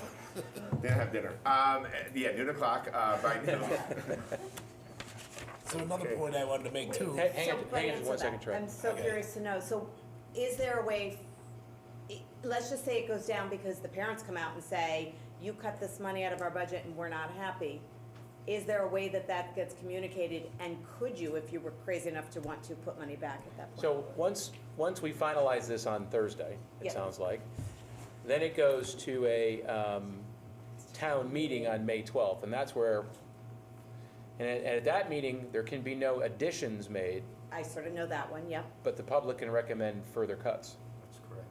And then they have the ability to actually propose cuts and vote on them Yes, that's correct. if they Yes, want. I've heard that. I've been At told the to make meeting. sure that all of the people who love us are there that day.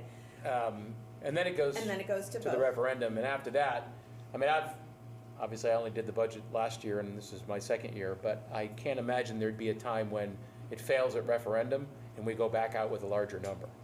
Some towns do, because they put the It has advisory happened. questions too Has it? high, too low. And that's where supporters have their voice. The other question, I was gonna sort of give back the question to you.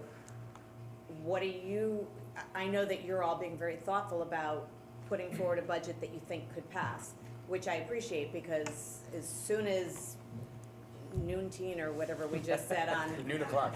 noon o'clock on Thursday happens, I'm going to I'm going live. I've got the T-shirt that says, "Ask me about the budget." I'm gonna be at the ball fields and the little red brewer barn place, and I'm going everywhere. And I'm gonna try to talk to every human being who will listen and sell the budget, because that's my job. And I hope some of you would partner with me and go with me, and I'll buy the milkshakes. Okay. But what do you think you're gonna be able to sell? You know, it's a great question. We have been struggling with that for the last 2 weeks, as terms of what is that number? If not possibly longer, like maybe from like last year. Yeah, but we've With been the struggling with it three since. failings Actually, going probably since okay? you gave us the ask, that's when Yes. we went, holy cow, it's Yep. just, we've been The struggling with hair it. in the back of my neck stood up. Yes, I so went back on Nexium about 3 months ago. I'd say 90 days. it's hard to say, right? You have a certain amount of parents in town and a certain amount of people who want to provide funding for the schools. And then there are taxpayers who look at their own personal budgets, they look at their struggles and their inflationaries and last year's tax increase and all the things that they look at and they go, no, I don't want more. I'm Okay, sorry. with that, I'd like to say something. Town manager, with your cover letter, you had the new mill rate that we proposed is 29.20 with different property values and how it would affect the taxpayers. Could you put that slide up? It's the first page. Do I need to unplug? or You're you gonna have just- to unplug. That's okay, we can, I think it's important, I think it's important to show that at this point. I'm just gonna switch inputs. When they will. And again, the mill rate's been changed from a 29.20. Right, so I think I know what you're asking, and I actually figured this out today. So at our present mill rate at 27.24, if you own a home that's been assessed at, not appraised, assessed at 220,000, and we put the mill rate up to 29.15, you're gonna pay an extra $420 a year. If your home is worth 440,000, and we push the mill rate to 29.15, your rate is gonna go up $840 a year.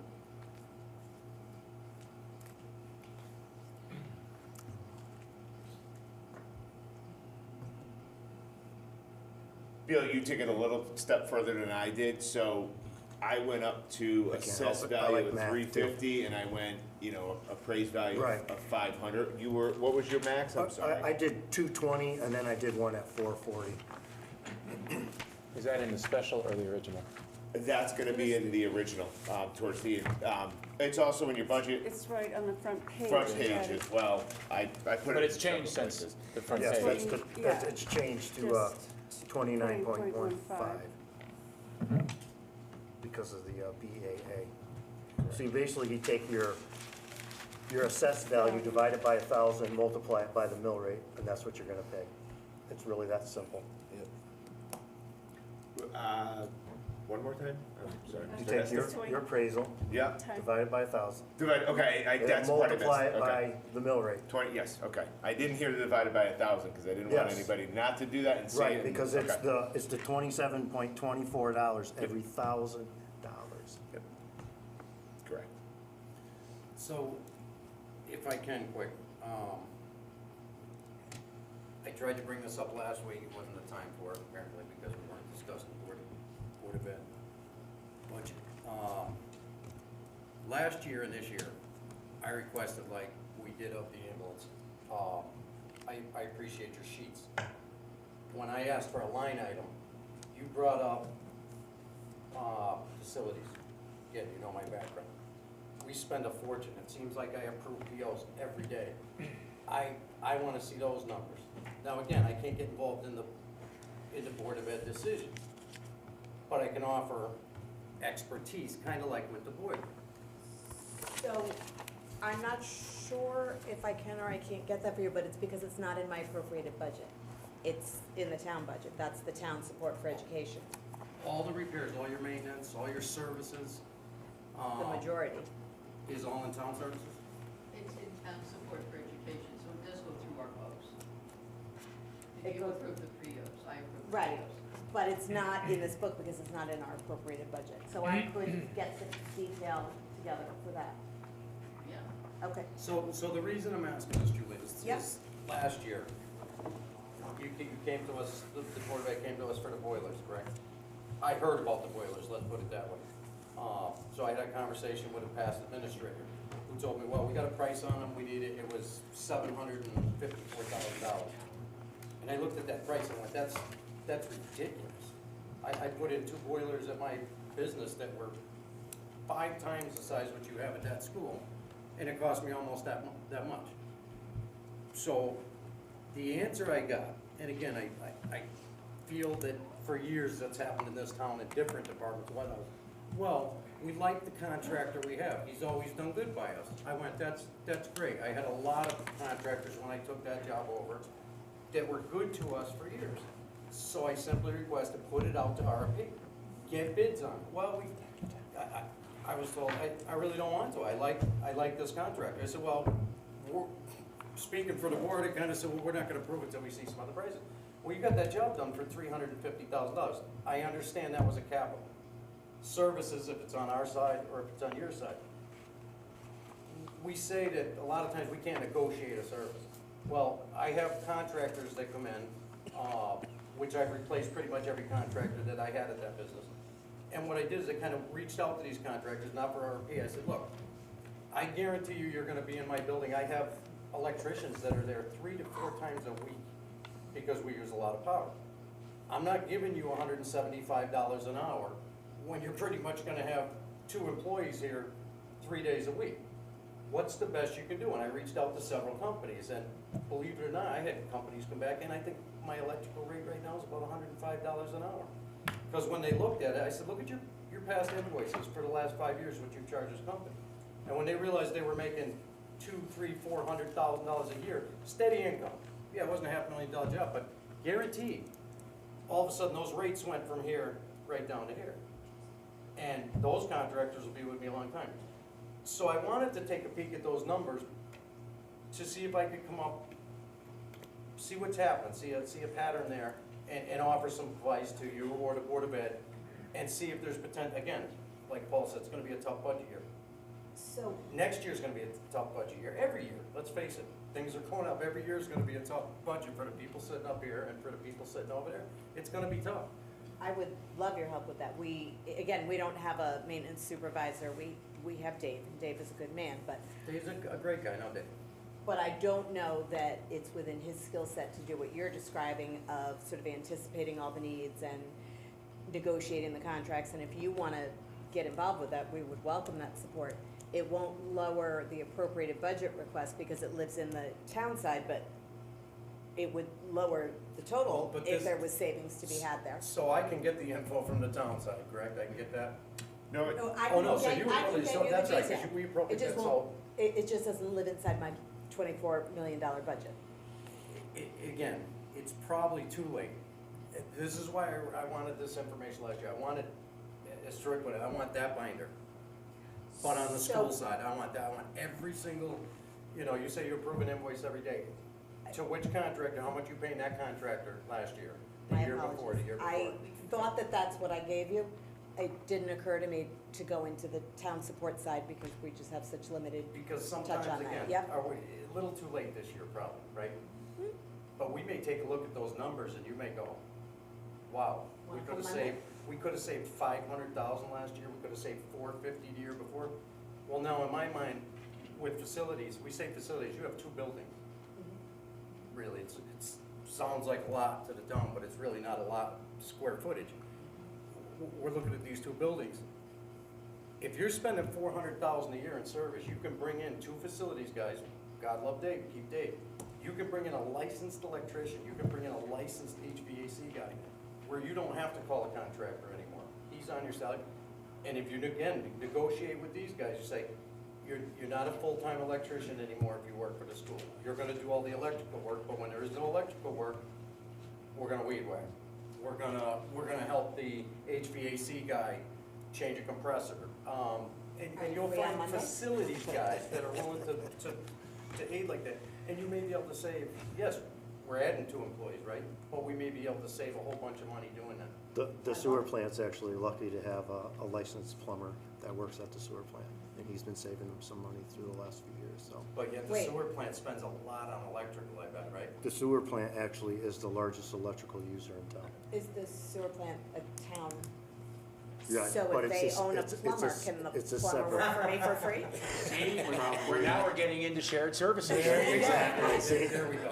And We're again, making not to progress. pick on Then that anybody, has to but go I'm through the just- town manager. I'm new, again, like Paul says, right, so I'm not picking Let's look at anybody, it but together before the next meeting. Give me the morning, get the computer spit out. I'd happily look at it with you. absolutely. I think it's important because sometimes things have a tendency to, I'm not saying it's impossible, but when you're dealing with this typical individual who has a union contract, just putting him over at the Board of Education is not something I can just, wave the magic wand. Exactly. I would need to go into union negotiations absolutely. and change job descriptions, I so was just saying although that, great same thing. idea, Takes time. it takes time. It's worth exploring. It's worth exploring, it Yes. can't be done, And I overnight, suggest so. to you in the future, if you bring in licensed contractors, if you ever entertain the idea at the Board of Ed, to bring in licensed contractors to reduce your services, do not make them union positions. Just an opinion. And then you can share them. Then Paul could call you and say, hey, can I borrow your electrician? Yeah, at this rate. Wow. And vice versa. Yeah, did we send you a bill for the meeting you all had in the cafeteria last week? So We should have. It's called in-kind services, I You do it guys all all the know, time. anybody Yeah. watching all knows, I'm very new to this game. I took this, I ran for a couple specific reasons, which I have accomplished. I would love to take advantage of your skills. And I keep hearing Board of Ed, town, water and sewer, what, it's all all the us. same. Everybody's sitting here, we're all paying Same taxes. It's us, It's and not the we, Board of it's Education, not it's not them the Board and of they. Selectmen, it's not Public Works, it's not, it's all coming out of the same Right. pocketbook in the end, correct?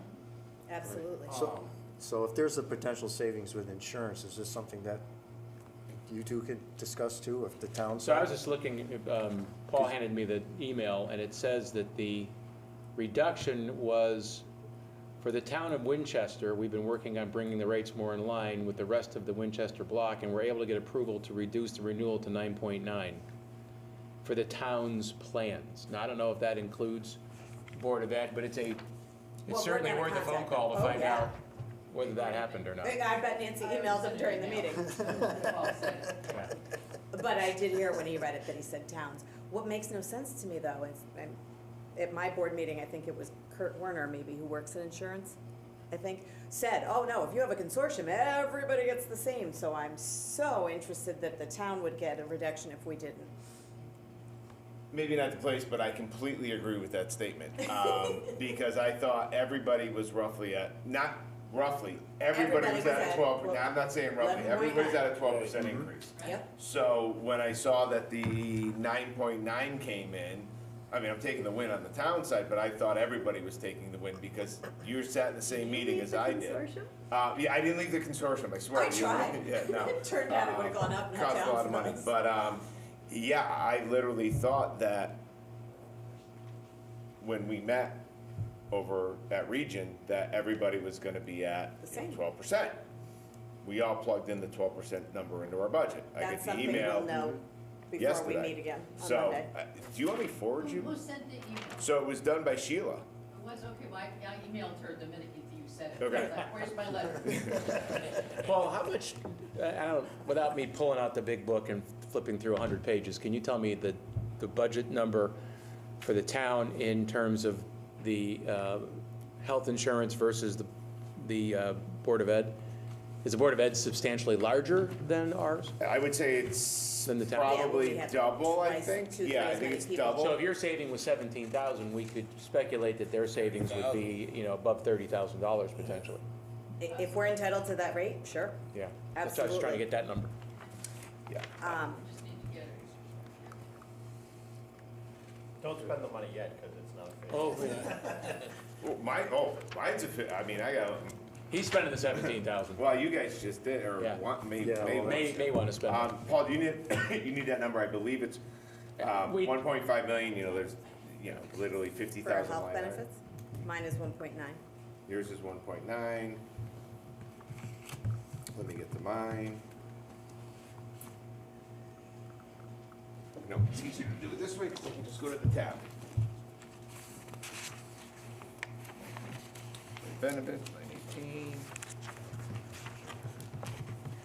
I hope if nothing else, I have been able to illustrate that we did the work. We did the line item detail that I thought Mr. Pozo asked for. I realize now we did not go over to the town support side, and we will make that by Monday. But we tried very hard to give you the level of detail that you were looking for. We truly did do the due diligence, and I hope I've been able to demonstrate that to you tonight. And I hope that I've been able to show you that there is no fluff in this budget. It doesn't mean that it isn't a big increase, which I completely understand, but there's nothing floating around in there that's fluffy. I hope someday it's not this hard. Could not agree with you more. So I had a little statement that I wanted to make, and I wasn't able to be at the other meeting when the parents got to speak and saying that they would be willing to pay extra tax money, to support their child, and I applaud that. And I was sitting at home and I wasn't able to talk, and I wanted to call somebody and tell them, if you think about it, so the average tax bill in Winston, say, is $4,000, okay? And that might be on the high side. So the price of per child is what, $22,000 per child to educate them. So you need to convince 5 households, 4+ to vote for this budget. It's not just the parents saying, I'm willing to pay the extra money for, so there's 3 other households that may not have children in the system. You need to convince to get this budget passed. So you're talking about all the parents plus 4? I'm talking the town. Right. So, I mean, per child, you need to have at least 4 households voting for that budget to pass. I sort of follow your logic. The way I've been looking at it is, I think last year there were about 700 no votes, so I need 701 yes votes, right? Correct. All right, I have 1,000 students. I'm going for it. Whatever it is I get to put out there, I'm going for it. And I hope that you'll all support me when the time comes. It will then be your budget. So I understand you need to do your due diligence and feel like you can support it. But This is the hardest place this board has ever faced, I think, right now, where we're sitting. It's the toughest decision to make. Well, we can't go backwards anymore. You know, Linda, did you have another question? No, we can't go backwards. We need to go forward, and if we don't, we're gonna go I backwards. agree with that.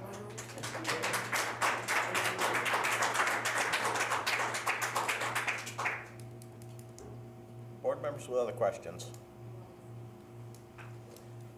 So I just have a few things for you. I'm gonna need to refill my No. water soon. So your slide that you had going back to 13, 14, some of those years with no increases were due to Henry Centrello. We're still working through that. He was arrested in August of 2013. That was the financial scandal. It took us years to recover. Who knows how much money he actually took from the town. Not using that as an excuse, but that was probably why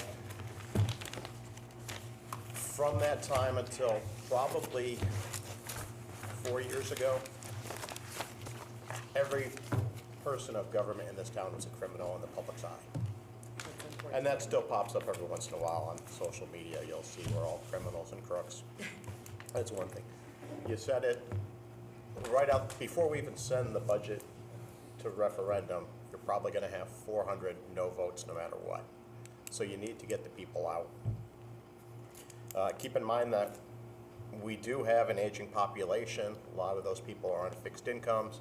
You said yourself earlier, 58% of students get the free and reduced lunches. I have concerns with the budget. This is my 10th year. I guess I'm the old grumpy junkyard dog on the board. Candy's the only one that's been on the board longer. I worry every year, every budget year. What are the people gonna pass? I was part of the postcards last year. Not happy about that, but you know, we get beaten up an awful lot for things that make sense. Spending more money on education, improving infrastructure, those things are important. The concerns that I do have, though, is this state in particular is our own worst enemy often. We have the unfunded state mandates. I worry, and you should probably be worrying about this now too, is what's gonna happen if federal money for Connecticut dries up? How are you gonna operate your budget? Because I'll tell you, the town doesn't have extra money to float you. You know, then you're looking at, you know, a tax bill in April next year, and that's something we would never want to see. So have contingencies on if that money was to dry up. So if I can speak to that for a second, our budget is buoyed by about $800,000 of federal grant. And just yesterday, I believe the commissioner very politely told the Department of Education. Those are things that concern me.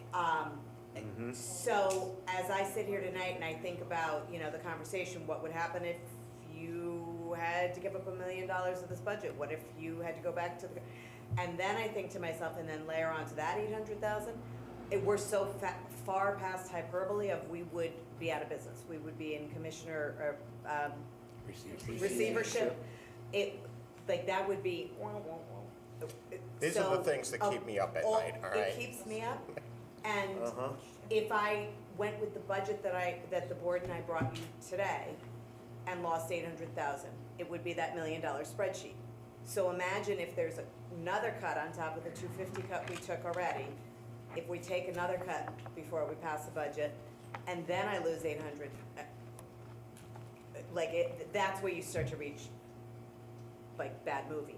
And the only thing that lets me sleep at night is if it happens to us, it will be happening to every district in town in the state, and it won't be only my problem to figure out, but it would be devastating.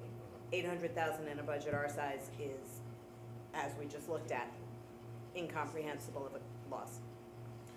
I'm sorry, something just dawned on me, and I don't know the answer to this. I'm not trying to make this scenario even worse, but let's put it all on the radar.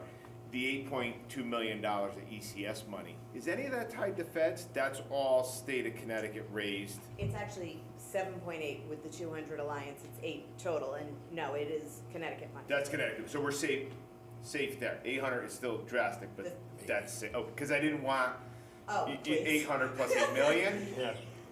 Okay. No, in that I can case, sleep a little Everybody can easier breathe. tonight. Thank you. Thank you. Just clarify that, is that state money that's given to the state by the feds? That was my question, and it's no. Are you No, it's asking not. about the 8 It's- million or the 800? The 8 million. Taxpayer money. The 8 million is money that the state of Connecticut gives to the town of Winchester to defray the cost of education. So my $24 million budget request cost the town of Winchester only $16 million. I think his question Well, his is, question is- how does the money? Any of that 8 million that the state's giving you, they're not getting any of that money from the feds? No. It's all taxpayer funded within the state of Connecticut. Okay. Whether it be income tax, whether it be sales tax, it all lumps into the sum. That's what I had thought, but I wanted to double make sure, because I'll just remind everybody too that when Representative Case was here and he talked about going to the state looking for educational funding to bring home, basically the first word was figure out the Gilbert problem, get that contract in place, and then we can talk about extra money. So we really need, and I hope that process is moving well. I spoke with our attorneys today. They sent us a first round of some feedback, like quick feedback, and they'll get us more at the beginning of next week. Have you had a chance to look at the contract? Mhm. Have you compared it to the East Lyme contract that's in the study? I looked at that one as well as Norwich Free, Sherman School. There's lots of examples out there. I read the study. I haven't seen the draft of the contract, but I particularly like the East Lyme deal because of the methodology for calculating tuition. I think that's got to be, hopefully that's in this one that you guys are working on. I'll double check. I read so many that I I mean, can't swear. the study sent a contract that virtually, and it's the one that's in place with the Salem, I think it's Salem East Lyme deal, that they recommended you could mirror that contract. And for the school that provides the service as well as the town, you'd put yourself in the best possible position. The other two contracts are not as effective. The other two, and I forget the two other towns that were involved, but those two One other is, contracts were not as effective. Woodstock. Yeah, but the East Lyme Salem one was the one that they recommended, and I read the contracts and read the study. It makes sense. I mean, I'll go back and look at that one specific and see how similar it is to what they gave us. that'd be, I think, a home run for all of us. So that is moving. I mean, it's a parallel and not necessarily connected track, but it's proceeding. I'm sure by our committee meetings Tuesday night, we'll have feedback from the attorney to talk I about. mean, I think we have some friends in the state capitol that would like to help us. And they said, get that done and we'll talk about it. So let's get it done. So Paul, to clarify on that for everybody that's here and listening, and you understand this a little better than I do. If there was a contract formed with Gilbert, any capital expenditures are reimbursed at what rate then? 75%. But it's I've heard not- between 73 and 78. I don't know what the actual number is. 72.14. I'm sorry? 72.14%. Gotcha. It's not all capital expenses either. It's not like in their capital line, they have things like science lab tables. It's not that. It's like a roof, new construction, Right. HVAC. renovations of a building. It's the big stuff. Capital improvement projects, period. Eligible expenses in capital projects because they pick through, so certain things are not eligible for reimbursement. So Hinsdale, for example. But there's also Winston Public Capitals. I know Which are not in anybody's Selectman budget. Perez gave me a list of some of Correct, yeah, I those was just gonna from, say that. and there are some capitals for the Winston Public that we could also get reimbursed, obviously, because that's But part we of it, haven't budgeted for that. but, right. Anyway, Yeah. I can't see any reason why we would not want to get that done. I think it helps the entire our entire situation, and if we can capture some more state funding, That's great. probably won't help us this year, but it'll help us next year, and it'd be nice to provide some of the nice-to-haves at some point. And I think it's important to note on those capital items, because you hear 71.4% or 72.4%, that sometimes they are competitive grants. For example, the HVAC, grants that were out there. If you qualify for them, you could get up to 72, but it was a very competitive process. In fact, the ones they did a year ago, when they pushed it out to the towns, they gave the towns roughly 6 to 8 weeks to get it done, and all of the funding had to be in place in order to, so they gave you literally 2 months to, cobble together $5 million, let's just say that, to change the HVAC in a school. Nobody really could pull it off that time, because how these grants work from the state of Connecticut is you are literally funding the entire grant and then getting a reimbursement. So the 72 sounds great. If it's a $5 million project, you're going to inject $5 million into whether it's a bond, a capital expense, the general budget, and then you're gonna get that money back once the project's completed and you've been reimbursed it. And if it's a competitive grant, that's if you get accepted into it and awarded it. In some cases, you can be reimbursed during the project. As the receipts come in, yep. Others, you have to wait until the very end for Yeah. them to give you the money. It's always in the details where, the state comes out and, oh, we're gonna give 72%, and then you start reading the details. So, I'm all for it if we can, get any money that we can, definitely, but there is a process to get it. Some of them are competitive. I think somebody had said, it's not all capital items, that are qualified. I know one of the items was a gym floor. I don't know if the state reimbursed. I've never heard of a gym floor being reimbursed by the state. No, it was just part of the capital It's plan. that part of the we capital plan, shared, so, but we know this stuff all needs to be done. Not everything can be reimbursed. Even though you say it's capital, the state may not necessarily reimburse for that particular item. That's All all I'm right, saying. I'll just wrap this up with my last wisdom. So the last 2 years, we have 5 referendums. Those can be difficult. Years before that, the budget sailed through relatively easy a lot of time, but most of those budgets were no mill rate increases. We lived on grandless growth.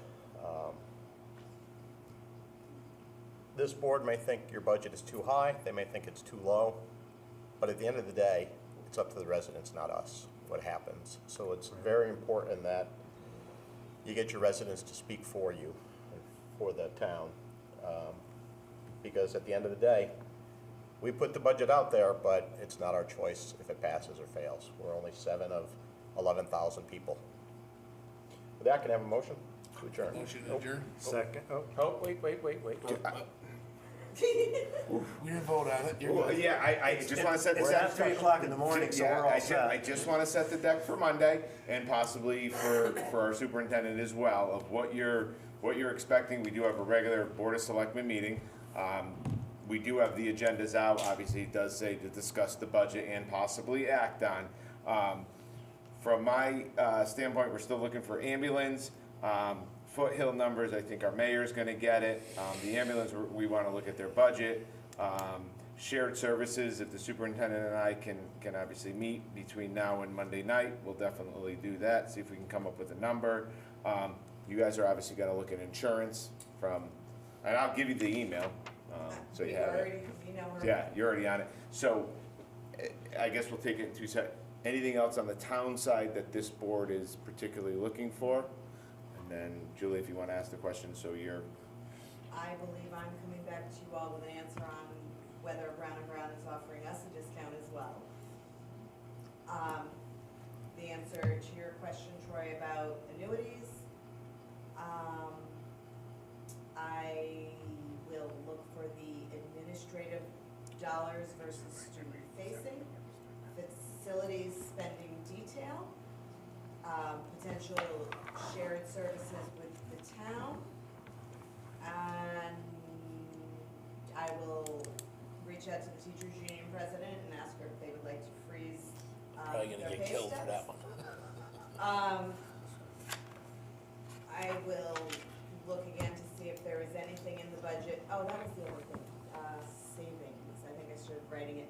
savings through zero base, that was, what did we say? If there's any ability, and you guys prioritize any of that, I'll just point out to you that Monday night is one business day from today. I'm good, but that's a lot of things for one workday, which already is filled with other stuff. I will do as much of that as humanly possible. And I know I have a great team in Nancy, but we are 2 humans, and that is not a lot of days. We'd appreciate it, as long as you get mine first. I got that. I think you ought to work on the health insurance first. I think what I'm gonna say to you all is, it may not be pretty. I will have answers and information, it will not likely be in pretty little charts and tables, half so much as I'm just gonna, because it's gonna be a scramble to pull all that together quickly, but I will bring you everything you've asked for to the extent that it's within my power to do so. Thank you. And just remember, it's Selectman Lemire, sometimes they confuse me with him. That asked the budget question for the union, all right? They confuse you? I get blamed for all of my stuff. I hope the Easter Bunny's good for everyone. We have a motion and we have a second. All in favor? 7 PM on Monday night for the board meeting. There will be public comment at that meeting as usual. Good night.